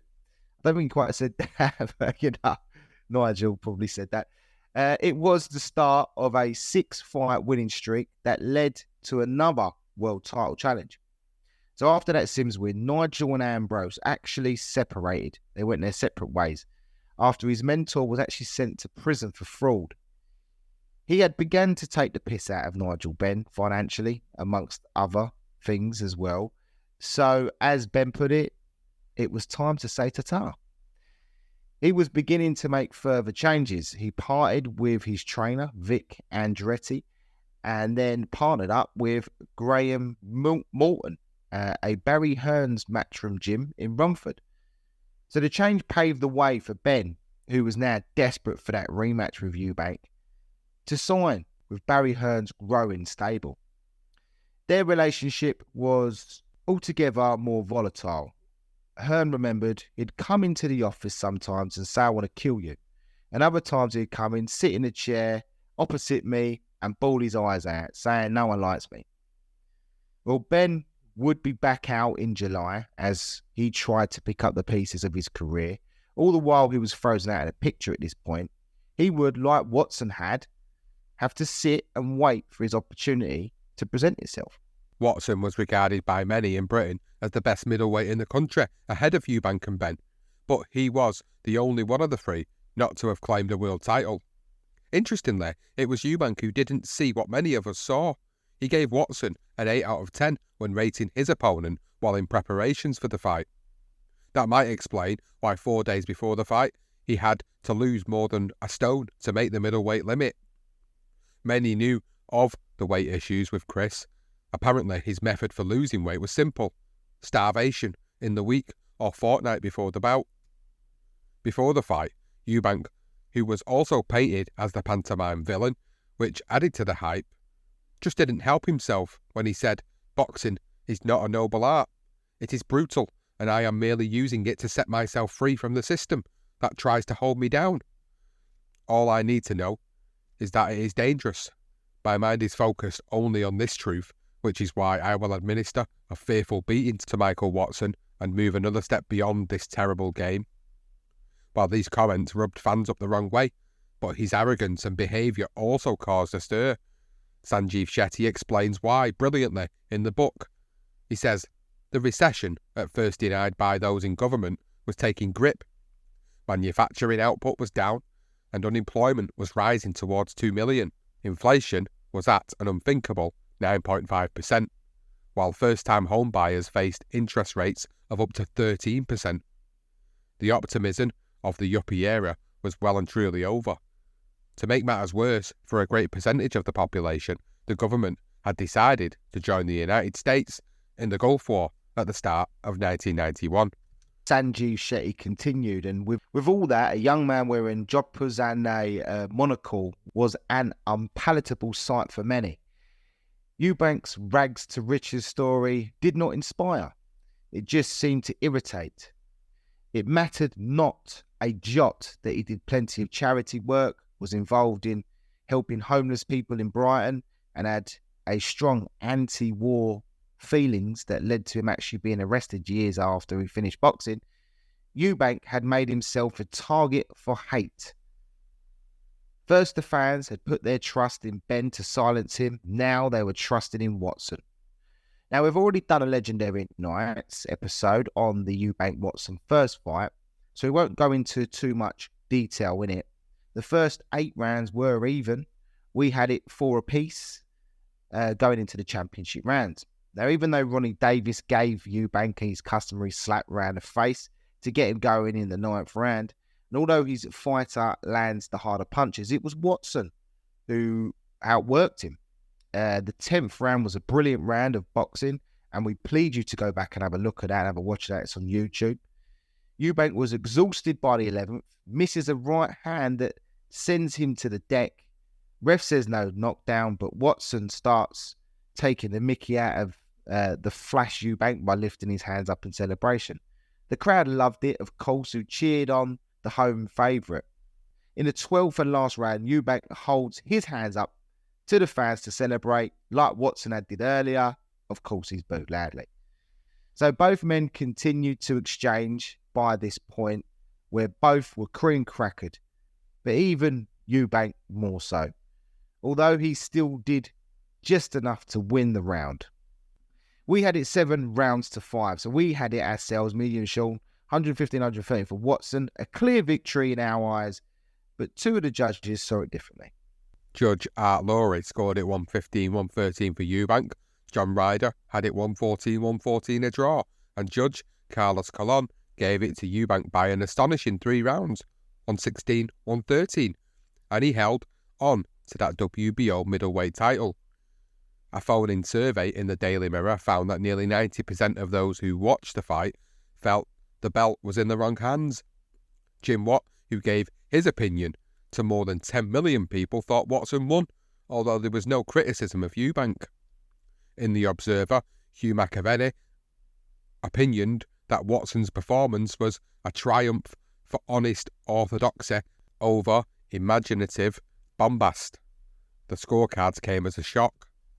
Chris Eubank was adamant that he won the fight, and he said, "I fought like a dog this fight. I fought like a dog, and he deserved to win. He was no way in front of me. I stayed with him and stayed with him. I was hitting him with clean shots. I was looking more classy than he was. He was aggressive, yes, but I was picking him off as he came forward. So no, I won that fight, regardless of what people say. And Nigel Benn, let's do it, man." When Eubank left the ring, he was subjected to horrible abuse from the crowd. Coins were thrown at him, he was spat at and verbally abused. Of course, that was a sign of what was going on in that period of time.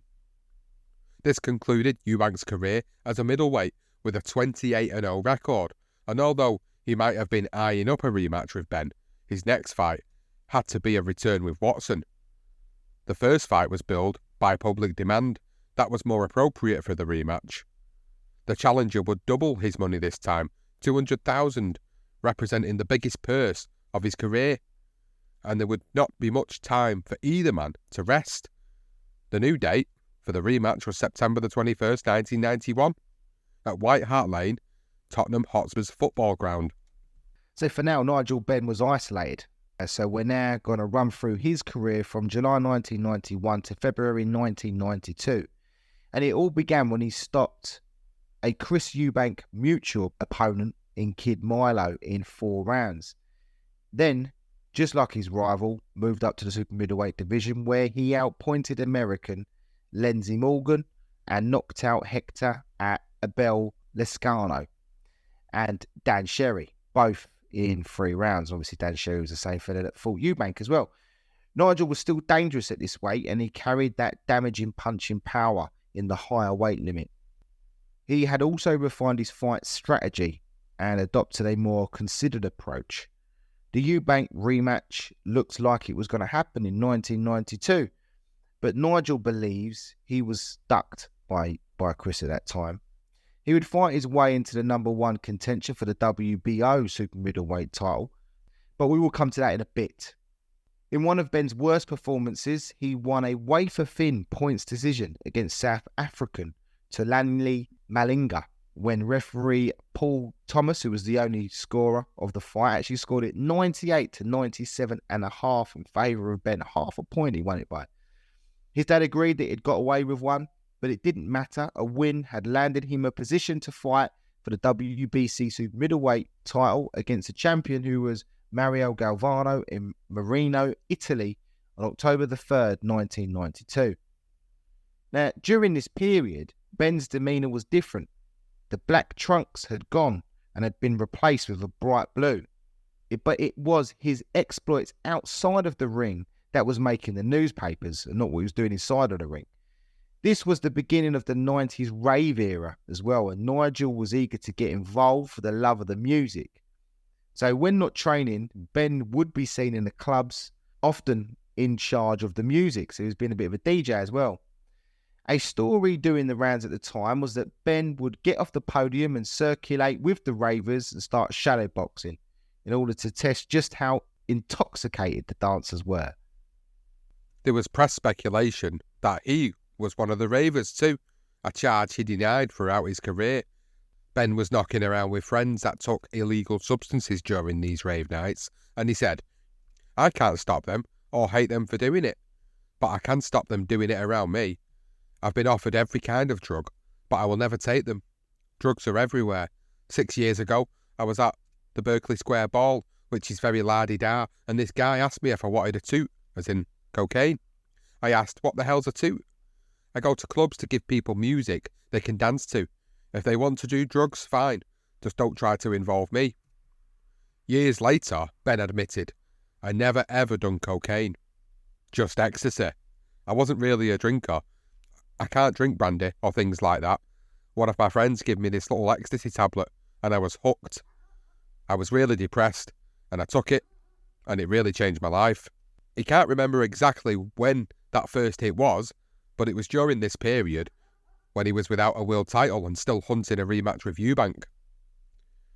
So moving over to his rival, Chris Eubank, who said he was ready to face Watson in their rematch, but it wouldn't be to defend his WBO middleweight title. It would be for the WBO super-middleweight championship, which was currently vacant. This came about when the WBO had installed Gerald McClellan as their number one contender, meaning he was entitled to a fight with the champion that year. If Eubank didn't fulfill that requirement, he'd be stripped of the belt due to the controversial win over Watson. He needed to put that to bed.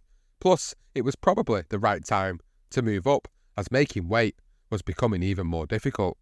And Barry Earns said, "I told Eubank that we'd vacate the title rather than fight McClellan. Pound for pound, he is a horrible bastard and he's a nasty piece of work." Now, to the contrary of some reports, Eubank wasn't scared of the fight. He just needed to complete his business in the ring with Michael Watson. Before the fight, Michael Watson gave an unnerving statement, considering now what we know when it comes to the outcome of their rematch. And he said, "If this one comes down to a war, he'll finish the worse for it. I've been to bleak places in the ring, places he has never even touched. Last time I was drained by making middleweight. This time I'm stronger. I'm going to do it for me, but for every other fighter out there. I'm going to do it for the sport of boxing. I'm going to strip Eubank of everything. These days, they tell me it's not enough just to be a boxer, but a man. That's what I am, a fighter. I ain't no Chris Eubank." So we're not going to go through this fight in its entirety because we want to leave room for a revisit of this tale for another season. But what we will say is that this fight is what changed boxing. The fight itself is insignificant compared to its outcome. Yet if the outcome had been different, if both boxers had emerged from it, it would have gone down as one of the most exciting and pulsating fights to ever grace a professional boxing ring.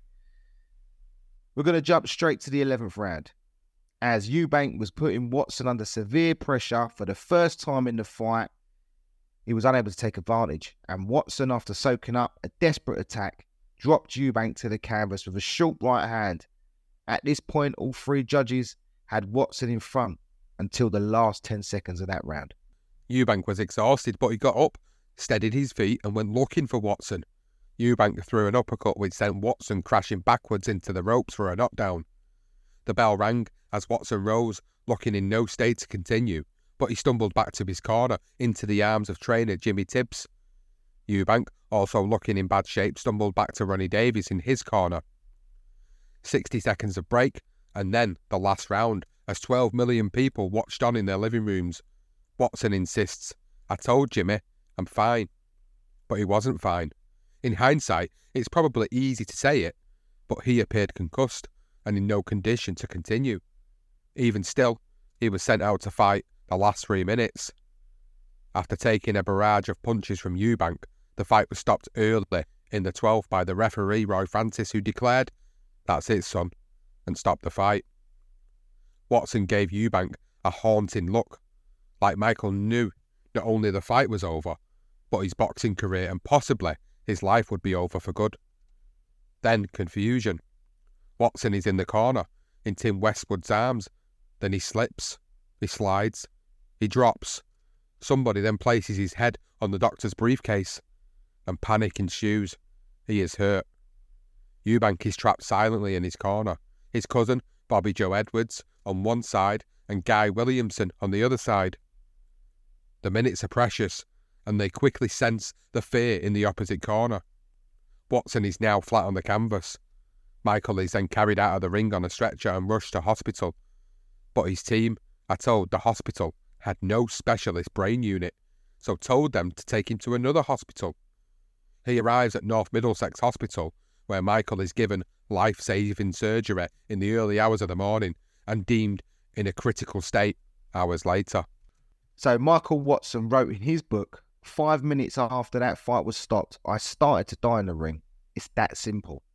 Now, due to the long delay between being transferred from the ring to the hospital and then moved to a more specialised hospital further away, Michael lost more oxygen to his brain. The result, Michael Watson would suffer permanent damage. Watson's recovery from near death to the brain trauma he suffered in the aftermath of what was a 12-round war is the closest thing to a miracle imaginable. A clot on the brain which required 6 operations to remove, and that saw him spend 40 days in a coma. That was followed by a year of intensive care in a vegetative state, then subsequently confined to a wheelchair for years. He was then told that he would not be able to walk, talk, read or write again. It's incredible that he's able to do these things again today. Following the fight, Eubank contemplated obviously quitting the sport altogether. Commentator Reg Gutteridge said in the moment of the fight, he said, never seen a more dramatic end to a world title fight.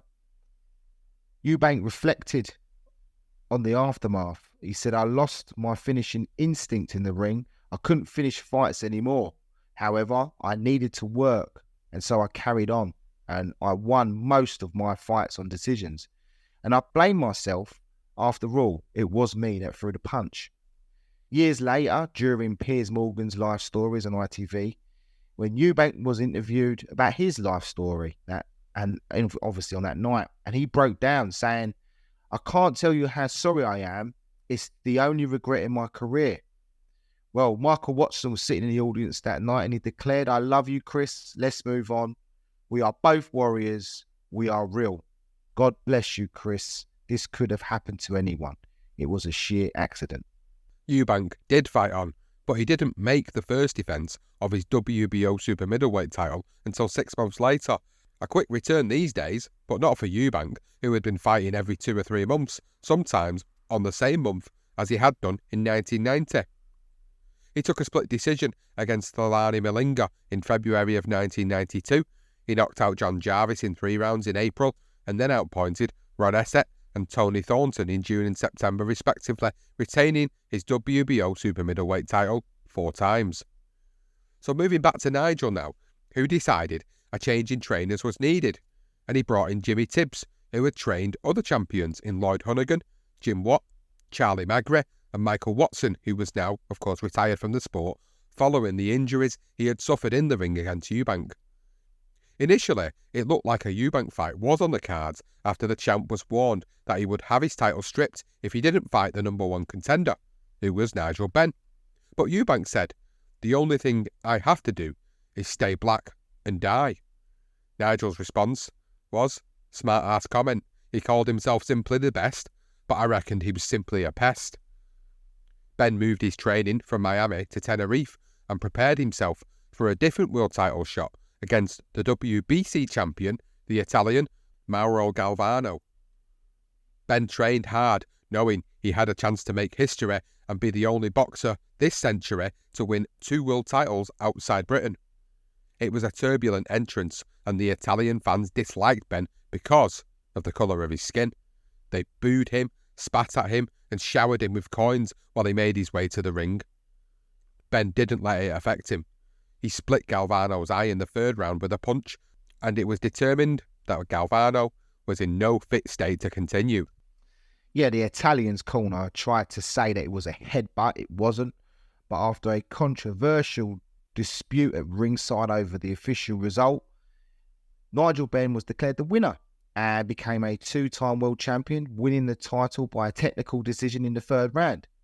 And Ben recalled, I was almost ready to cry. I thrust my arms in the air and shouted, "Yes, yes, Ben is back." He also revealed that the name of his deceased brother, Andy, had been sewn into his shorts and dedicated the victory to him and one other person. Ben said the other person who gets that belt is Michael. Michael, I hope you're watching. That is your belt, and no one can take it away from you. That's from me to you, with my love. Ben then reached through the ropes to greet Chris Eubank, who was there, dressed in a navy suit and sporting sunglasses. The two exchanged words and handshakes before Ben said, "Now we can do business." Ben was back, but he had to make 3 successful defences of the WBC super-middleweight title before he could get Eubank in a unification fight. First came a fight against Nicky Piper, and it was an 11th round stoppage, and it was the first time Nigel Benn actually began working with Frank Warren again since their split. He then outpointed Mario Galvano in their rematch in Scotland and stopped Lou Gent in the 4th round on June 26, 1993. Now, during that time, Chris Eubank took a unanimous decision over Juan Carlos Jimenez and former world champion Lindell Holmes before he collected the only blemish on his professional record to date, which was a draw with a fellow Brit called Ray Close on May 15, 1993. So we're going to move into the second fight build-up, and Chris Eubank's demand for a purse in the region of £1 million for a Ben rematch was unprecedented, but it was realistic. This would be a bout with global appeal, if marketed correctly. And if that happened, television revenues would be huge. Soon the pair would be faced with a choice: stay challenging the fringe fighter or challenge themselves against the men regarded as the best, Michael Nunn, Roy Jones Jr. or James Toney.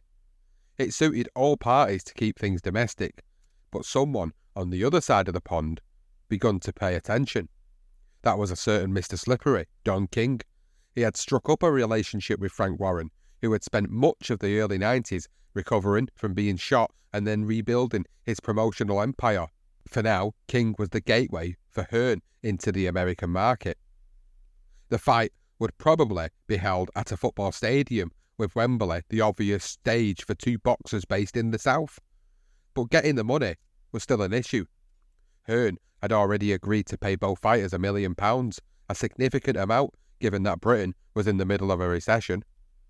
Before King came on the scene, Hearn was only due to receive £25,000 for the international television rights for the rematch. With King on board, however, the figure rapidly rose to nearly 100 times that. King was a part of the deal, and he managed to negotiate contracts with both men so he would control the winner and the loser for the next 3 fights. Ben had managed, through his advisor, Peter De Freitas, to negotiate £1 million purse for the rematch, becoming the first British boxer to earn that much, a couple of £100,000 more than his opponent. Eubank was paid £850,000. That was less because of the value of his belt not being as highly regarded. The WBO still had no credibility in America at this time. The date was set for October the 9th, 1993, and it was at Old Trafford, Manchester United's football grounds, for a unification of the super-middleweight titles, the WBO, which was held by Eubank, and the WBC, held by Ben. He can't win, and I can't lose. 3 years ago, he prepared like a champion, and I can't knock him for that.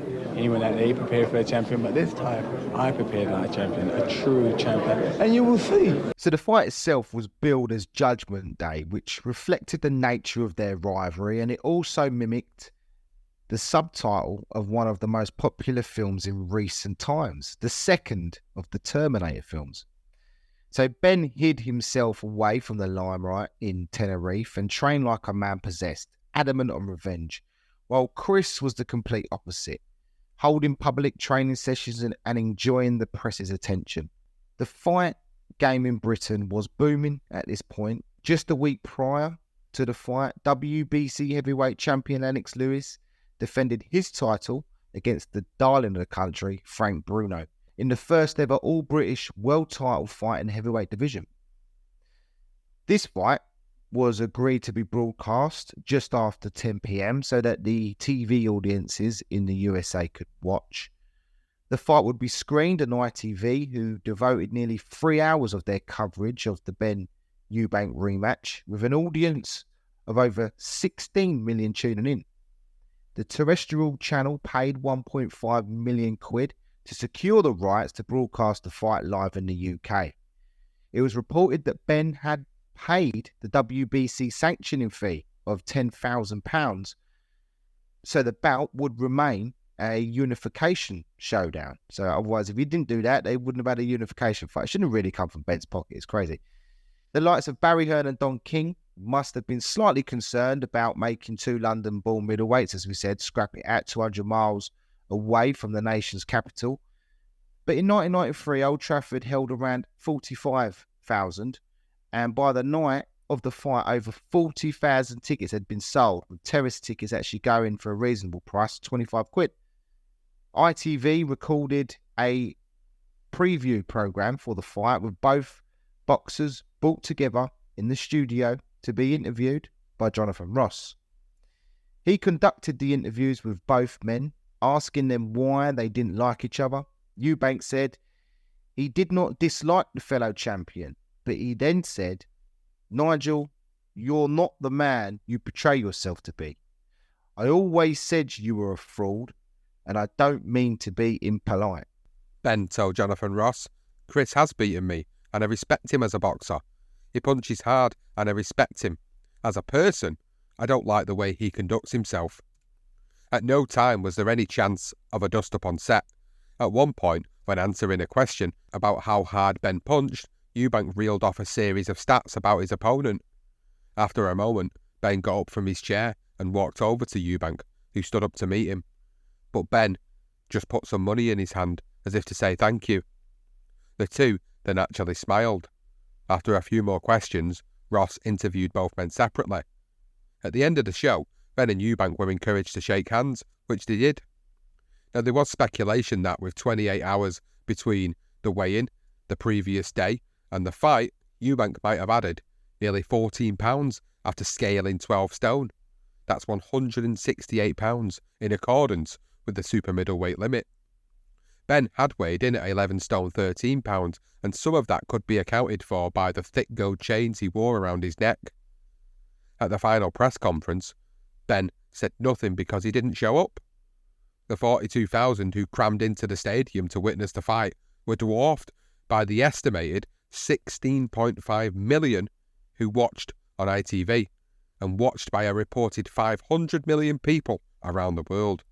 Don't sit on the fence now. Is Right. it Eubank or Ben? It's got to be one of them, and why? It's got to be Ben early or Eubanks later on, because Nigel's a very, very dangerous guy earlier on, and Eubanks a slippery, good boxer, you know what I mean? Like, and he's like a fox, you know, so I've got to go for Ben early or Eubanks later on. Barry McGuigan, who are you going for and why? Well, I'll tell you what, I originally thought if they could stick to their tactics that it would be either Ben in the early rounds or Eubanks in the late rounds, like Frank. I think tactics are going to go out the window. Too much pride at stake. 40,000 people here. It's got to be Eubank, and it's got to be 6 or 7 rounds. He's got a better chin. I'm saying 6 or 7 rounds Eubank. Right, Don King. Yes. Wonderful atmosphere here. It's a great atmosphere, Gary. This is a fantastic evening here at Trafford Stadium in Manchester. I love Manchester, and I see that Manchester has responded tremendously. And this is exclusive on ITV, and the voice of boxing, I'm talking to Gary Newborn. And I'm just delighted to say that Michael Nunn is anxious to challenge whoever the victor be tonight. But the fans will be the real winner here on ITV and right here in Trafford Stadium. Right, now, Michael Nunn, WBA super middleweight champion of the world. You meet the winner. I know you don't care who the winner's going to be, but I want to know from you who you think it's going to be. Well, like I said before, I don't know who's going to win. The best man's going to win. I'm just looking forward to fighting him, and I'd like to say hello to everybody here in the UK. I mean, they've been great. I'm just looking forward to coming here to fight in front of these great fans. Do you think if Eubank wins, he'll go through with this and meet you? Well, I hope he does. I hope that I can get a signed agreement stating that he's going to fight me. And I mean, that's what boxing's all about, the best fighting the best. And let's put it together and let's do this. Okay, Michael, let's go to John McCruick about the betting. Now, first of all, John, there must have been good odds about the weather. We thought it was going to rain, but it's lovely here now. When outsiders turned up, no rain in Manchester, but this is Britain's biggest betting fight ever. Over £2 million is reckoned to be staked, and 3 years ago when they were betting, Ben was odds on. Now it's odds on Eubank. 15-8 on, they're saying Eubank. Ear roll 6-4 against Ben. Double carpet 33-1 against the draw. But if you reckon the Dark Destroyer is going to flatten Eubank in the first round, 50-1 you can get. But if the Simply the Best is going to prove it once again in the ninth, it's a 40-1 chance. It's odds against the fight going the distance if it does. 7-2 Eubank to win on point, 6-1 Ben. But now Judgment Days turn into Judgment Night. If you've had a bet, you're in the ring. You're ducking, you're weaving, you're punching the blows, blow by blow, punch for punch. And I can tell you one thing, it's not just the fighters who are going to suffer in there tonight. It had already been decided before the fight that Eubank, wearing yellow shorts, would come out first. The reception he was given was mixed. There were cheers, but there were boos too. This time Eubank's ring walk went off without a hitch as he came out to Tina Turner's Simply the Best. Commentator Reg Gutteridge said the classic line when Eubank performed his usual vault over the ropes into the ring. He said, "The ego has landed." Well, the shaven-headed Ben came out to some dance music, obviously after the Big Ben chimes, which is always his thing as well, and was walked into the ring by, leading the way, Frank Warren. His status as one of the country's most popular fighters was reinforced by the reception he received that night, cheered from the moment he appeared until he walked into the ring, with sections of the crowd already in unison to "There's only one Nigel Benn." The American ring announcer was Jimmy Lennon Jr., who bellowed out his slogan as well that night after announcing both champions as "It's showtime." So the instructions were given to both boxers by referee Larry O'Connell, and the only warmth between the two camps came between the opposing trainers, Jimmy Tibbs and Ronnie Davis, who shook hands in the middle of the ring. Both men were ready to go, and it was now time for the eagerly anticipated rematch. Now, before the bell, the WBO champion went into character. This time, rather than look pissed off and ready to smash heads, like in the first meeting, Ben just mimicked him. Well, it was a cagey opening round as both fighters settled into the occasion. Ben was much more composed, landing left hooks to the body and right hands to the head. Eubank fought mostly in retreat, popping off impressive jabs. At the end of the first, Eubank spent 40 seconds of the interval strolling and posturing around before eventually taking his place in the corner. Ben forced the action without landing anything of note, while Eubank landed the more telling shots in the second, but got caught with a big right hand forcing him backwards and drawing a roar from the crowd. Neither landed anything significant in the third until the end, when Eubank left his chin exposed long enough for Ben to land a left hook. But it was another cagey round. It was a cagey opening that suited the boxer more than a puncher. By the end of the fourth, it was clear that both fighters were more reserved than in their first meeting, perhaps not wanting to risk an early knockout and aware of what was at stake. However, the WBO champion punched less and covered up more, while the WBC champ was more aggressive and given another warning for a low blow. They weren't low. Eubank's trunks were just up to his neck. The bout sparked into life in the fifth round as both fighters went searching. Eubank landed a hard jab which rocked Ben back to his corner. Exchanges involved big shots and immediate replies from the pair, with Eubank seemingly getting the better of Ben. By the end of the round, Ben was chasing Eubank, but without too much success. Both fighters received huge applause from the crowd at the sound of the bell. In the sixth, a point was taken from Ben for another punch that landed low. To be fair to the ref, this was his third warning of the fight. He then got pushed out of the ring and responded by attacking Eubank with a flurry of punches. Benn pursued his man in the 7th, while Eubank made sure that neither man was ever within punching range, making it impossible to score. Both men slipped to the canvas, with Eubank's loss of balance causing many in the crowd to believe that he'd been floored by a punch. A Benn left hook had grazed the top of his head, but Eubank was already on his way down by the time the punch had connected. In Jim Watt's opinion, he told the viewers that he had Benn winning the fight and that the quality of Eubank's work was not of the highest calibre. After Benn outworked Eubank in the clinch, he staggered his rival late in the 8th with a right hand, but he looked to be more exhausted than in pain. So into the 9th, Benn dodged a hook and watched as Eubank lost his balance and ended up face first on the mat and his legs in the air. His heel managed to hit the back of Benn's head. Eubank held out a peacemaking glove to Benn as if to say, "I'm sorry." But as Benn responded by putting his glove out, Eubank threw an unsporting right hand at his unprotected chin. The punch missed, with Benn ducking, and Eubank then found himself on the wrong end of a left hook, possibly the best shot of the night. Ronnie Davis gave his man a slap at the break to liven him up before the 10th, but Eubank got caught by a lovely left hook, which seemed to hurt him. From that point, he found himself on the front foot, but was constantly being beaten to the punch. Jim Watt said towards the end of the round, "I've got Benn in front. He's always been busier, and he has the last word in a lot of the exchanges. And Eubank has not had the accuracy that he usually does." We didn't always agree with Jim Watt, but we did at this time. As both fighters moved into the 11th, nobody knew conclusively who was in front. The BBC's radio commentator, John Rowling, had Eubank ahead, as did the American television commentary team, but the majority of the ringside reporters had Benn in front by a small margin. 2 of the 3 judges had it for Eubank, and the other had it even. Eubank took a lead in the 11th, but Benn came back later in the round and landed some right hands of his own. After being the busier fighter for the 10 rounds, Benn now seemed to be feeling the pace a little, the pace he had set himself. Shortly before the 12th, both fighters were told that they had to win the final round to be victorious. Ronnie Davis told Eubank, "You've got to stop him. You've got to stop him." In the other corner, Jimmy Tibbs said, "This is the biggest round of your boxing career." Those in the stands felt that the fight had been close, but if there was a winner, it was Benn. That set up a stunning 3 minutes as the pair went looking for a knockout. Benn had looked weary the previous round, but he began the next round in explosive fashion. A burst of punches to Eubank's chin had the WBO champion on the run. From the stands, many felt that the Brighton man was on the verge of being stopped. He wasn't responding with punches of his own, and he looked in discontent. But Benn had thrown a lot of punches in the opening minute and was now happy to conserve what little energy he had left. This gave Eubank a chance to respond and go on the front foot, but his shots were inaccurate. He kept missing and getting countered.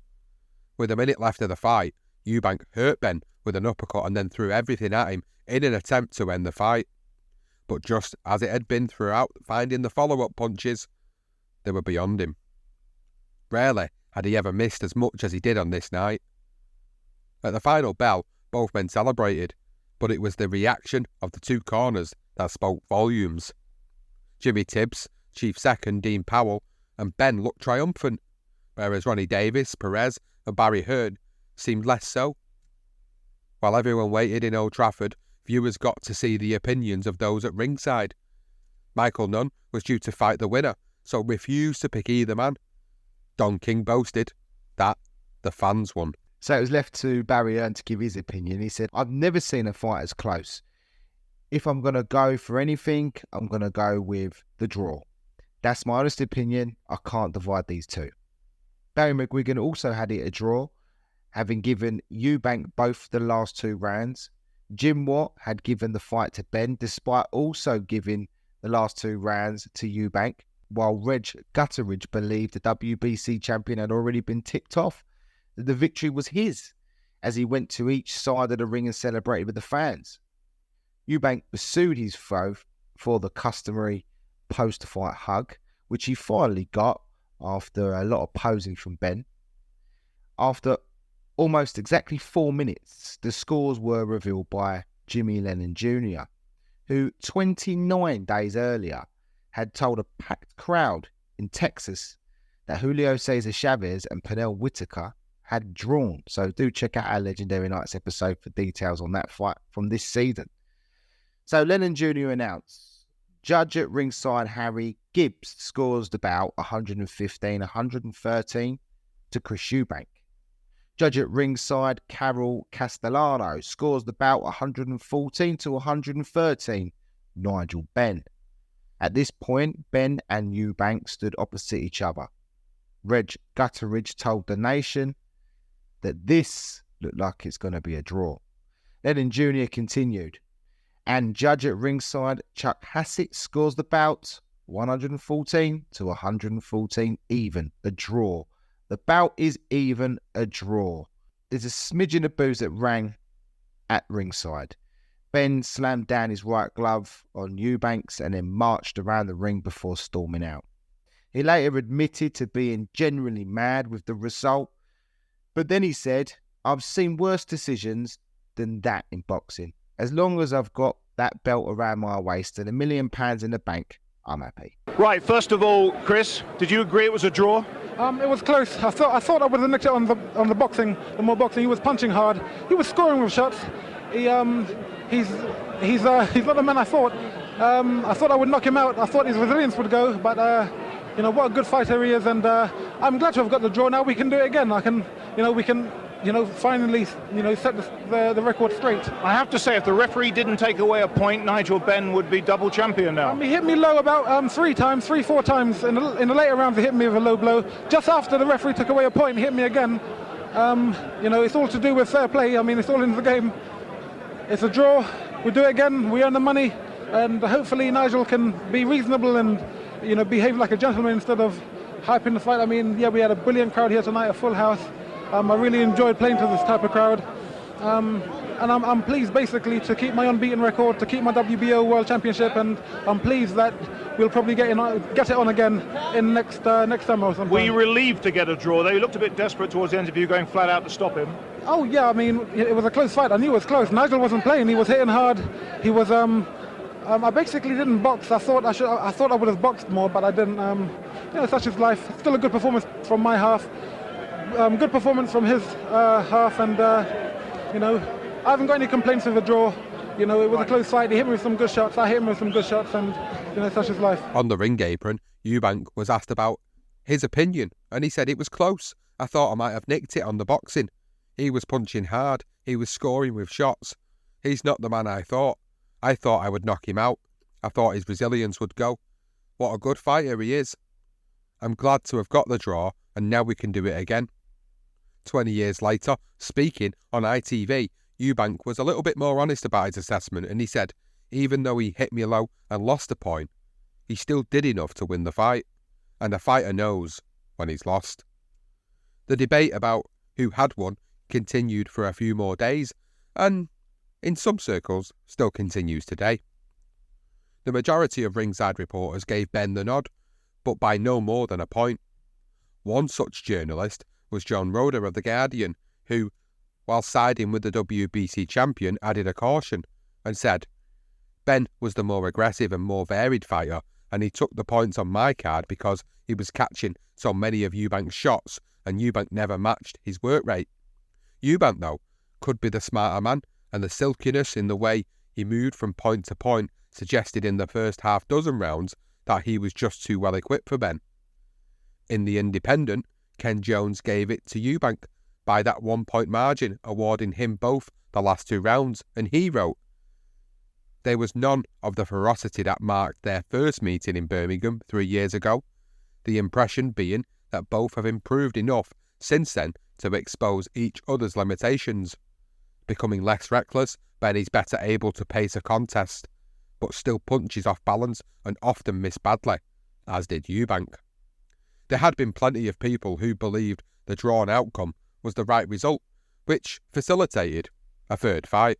Barry Hearn claimed that as a draw was not written into that contract, Eubank was free to sign a new deal with him instead of Don King, which he did. However, Ben did sign the 3-fight deal for King in October 1993. Now, the promotional divide now was going to make the third fight harder to make, but it was made even more impossible when Eubank signed with Hearn to fight on satellite television, and Ben struck a deal with terrestrial television.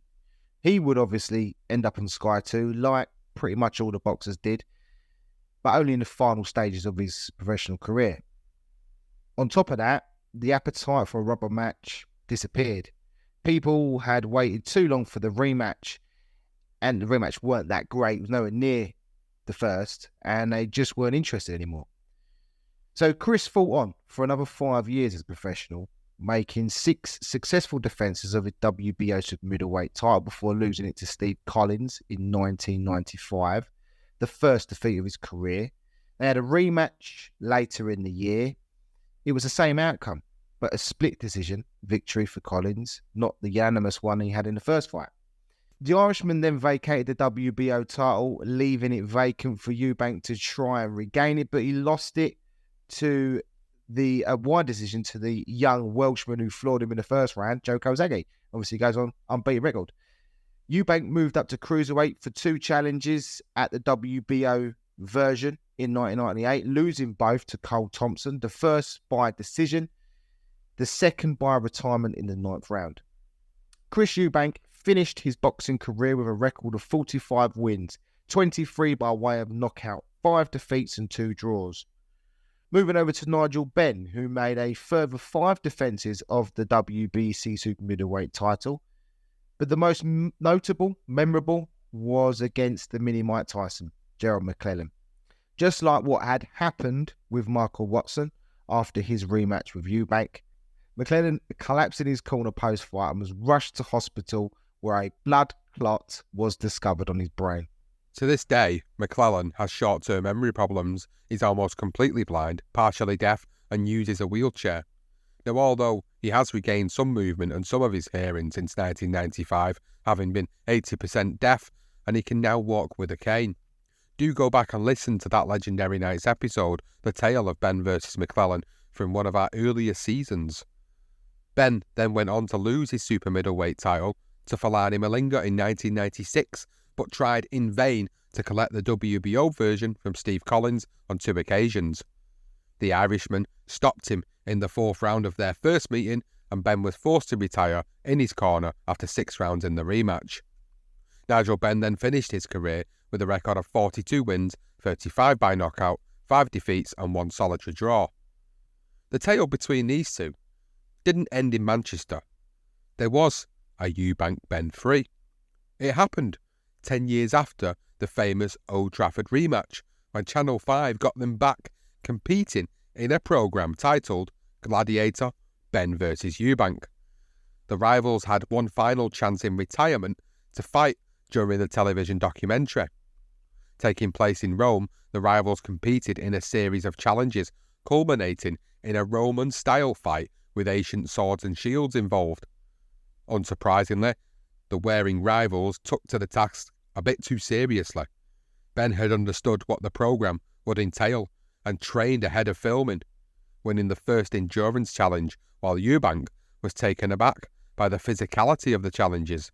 My bones are gone past brittle, and my muscles have gone past bruised.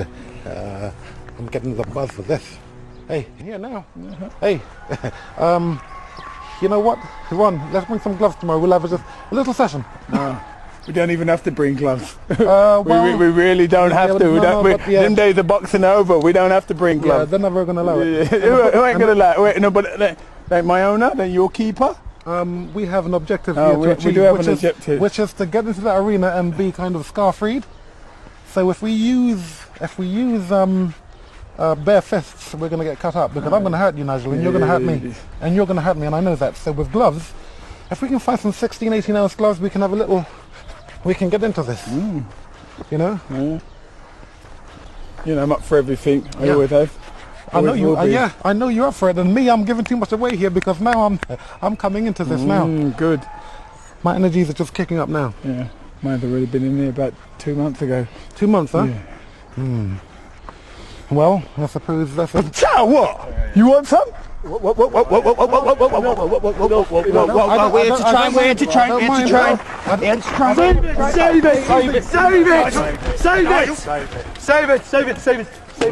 Save it, boys. Hold on. Television viewers didn't have to wait long for the old rivalry to resurface. On day 2, the pair were chained together and challenged with guarding the other's back with a shield in a task named Defend Your Enemy. Eubank won and he said, he's only interested in looking after himself. That's my observation.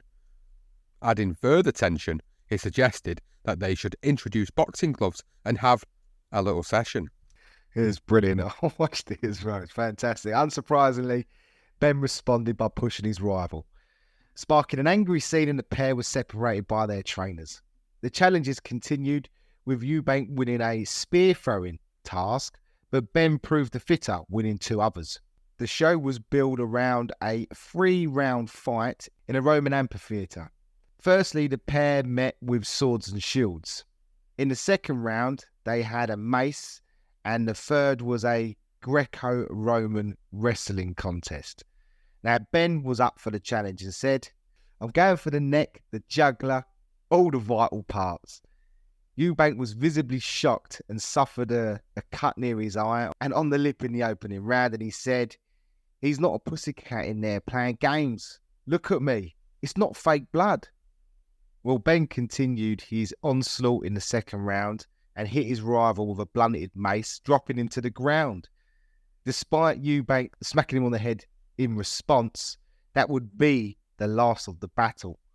Before wrestling and fitter Ben in the third round, the former super middleweight champion pulled out, highlighting his cuts and a sprained wrist and a jarred neck that he had suffered in the training as an excuse. Nigel Benn was unable to beat his rival Chris Eubank in the boxing ring, but finally he came out victorious in their unofficial third fight in a Roman-style battle. In October 2021, the Mail online actually wrote an update on the 2 of Britain's most fierce rivals. And we're going to go through it. So this is what it started with. It says, Eubank and Ben are together again, 31 years after the savagery of their first fight, 28 years after the rematch, 18 after they dressed as gladiators and came to real blows on Channel 5, and 10 after talking about another trip to the ring as middle-aged men. Water under the bridge? Is there a big enough bridge in the world? But these are strange times, and this is the 4th date of 17 as Eubank, now 55, and Ben, 57, tour Britain, talking and reminiscing and confounding any sense reasonably held that these were 2 men destined to loathe each other for all of time. Eubank asks, hate him? If you are prepared to listen to me, the truth is far more interesting. How do I feel about Nigel Benn? And he throws in one of his theatrical pauses, and as usual, he then goes on a long, rooted way before getting to the point. And he says, what were the building blocks of us as fighters, as warriors? I use words like valor, commitment, integrity, grit, fortitude, confidence. It is knowing that to win against him, I can only do that by going through pain barriers that you wouldn't dream of going through. That is how I look at Nigel. He then discusses one thing that these 2 fighters shared in the ring, 2 poignant moments that define them not just as boxers, but as human beings. Eubank says, McClellan was brought here by Don King to beat Nigel in a dogfight, but the dog recognised the handler. He ran towards the fire. A warrior. I would like you to see something. So Eubank takes his phone out and scrolls to a picture. It shows a tear running down his left cheek. I watched that fight today, and I cried for an hour. I want to show this to Nigel tonight. Nigel and I understand that there is maybe only a handful of people like this on the planet, because I understand him. I do not just like Nigel Benn, I love him. Ben says, I've got to be honest, I enjoy his company. We have just bonded. He likes to talk more than me, and I'm fine with that. The article continued. For close to the next 15 minutes of this interview, the back and forth will be relentless. Eubank begins. You know, I would never look him in the eye before a fight. If I did, he would hit me. Ben then replies, it just had to do his swagger, and he starts mimicking his old glare, that Eubank glare he used to do over his shoulder. And Eubank gets to his feet. You always impersonate me like I was a sissy, he says, demonstrating the correct positioning. And then they begin laughing. We spent a long time filled with this rivalry, says Ben. I actually quite like talking to him. We are gentlemen now, grown-ups. How can I not look back and thank God for having Chris Eubank? I am so grateful he was there. Without him, would I even be here? My goal in boxing was to be a Southern Area champion. Might have a shot at the British. Might own my own terraced house like my dad. That was my vision. It went from a terraced house to a mansion, waking up and thinking, do I live here? That doesn't happen without Chris. We are men, fathers, reaching the clouds because of each other. Then the conversation turns to their sons. Chris should be world champ, says Ben. I love watching Conor, says Eubank. I look at some heralded fighters and they are toddlers. Conor is different. Is he coming here tonight? He is, as it happens, replies Ben. Good, says Eubank. I have information for him. Ben cuts in and says, I was watching Conor sparring earlier and I said, you look like Eubank. It was his movement. He was pivoting, shimmying and something new. He punches hard as well.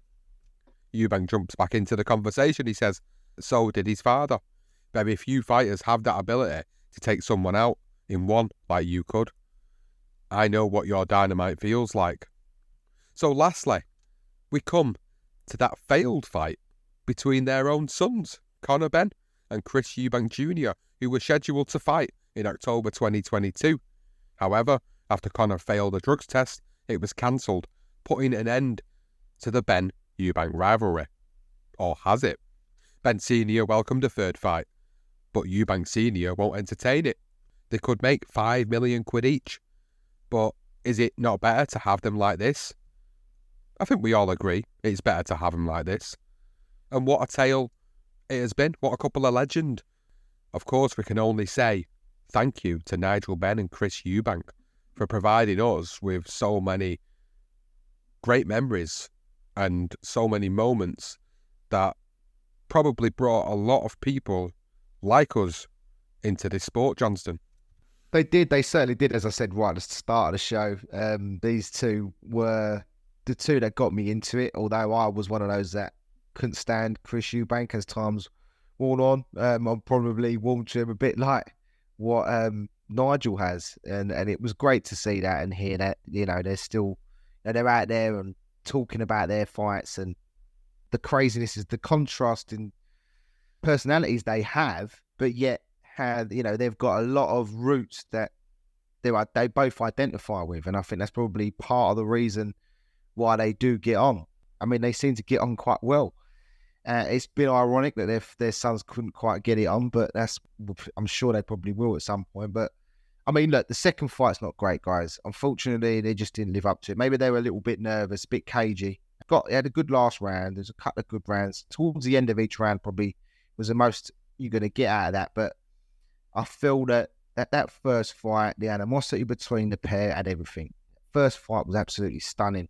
Really was a tremendous fight. And the tale of them, I mean, just you can't think of one without the other. You know, like your Ali and Frazier's, you know, like your Ward and Gattis, Eric Morales and Barrera, they just roll off your tongue, Hagler and Hearns. It's just one of them ones. Eubank and Ben Eubank, however you want to say it. They are just reunited. They're united forever. And yes, they won versions of world titles. They weren't the greatest in their division, but they had more fans and more support. And I tell you what, if that second fight had been pay-per-view, it would have earned a shitload of money if you got, 500 million people tuning in around the world to watch that. It's incredible to hear some of those numbers. You know, unreal. It just shows you how much people wanted to see that rematch. Unfortunately, it was a little bit too late. I think maybe they could have had it a little bit earlier. But either way, stunning first fight, great rivalry. What a tremendous tale, Sean. It was a tremendous tale. It was a one that we really wanted to do again. It was one that we wanted to recover because of the fact that when we first started this show all them years ago, the way we did things was much different than what we do now, and the way we research everything is so much different. The way we put stories together, and what it's done is it's created a much more complete episode on their particular tale. And I've really enjoyed sitting back down and doing this once more a few years down the line to actually produce a tale and a story of two fighters, like you've already pointed out, that are so synonymous with each other that will live in the history of this sport. In this season so far, we've covered tales of different fighters from years and years before we were born. And the fact that they have lived on so synonymously in this sport is a testament to what they brought.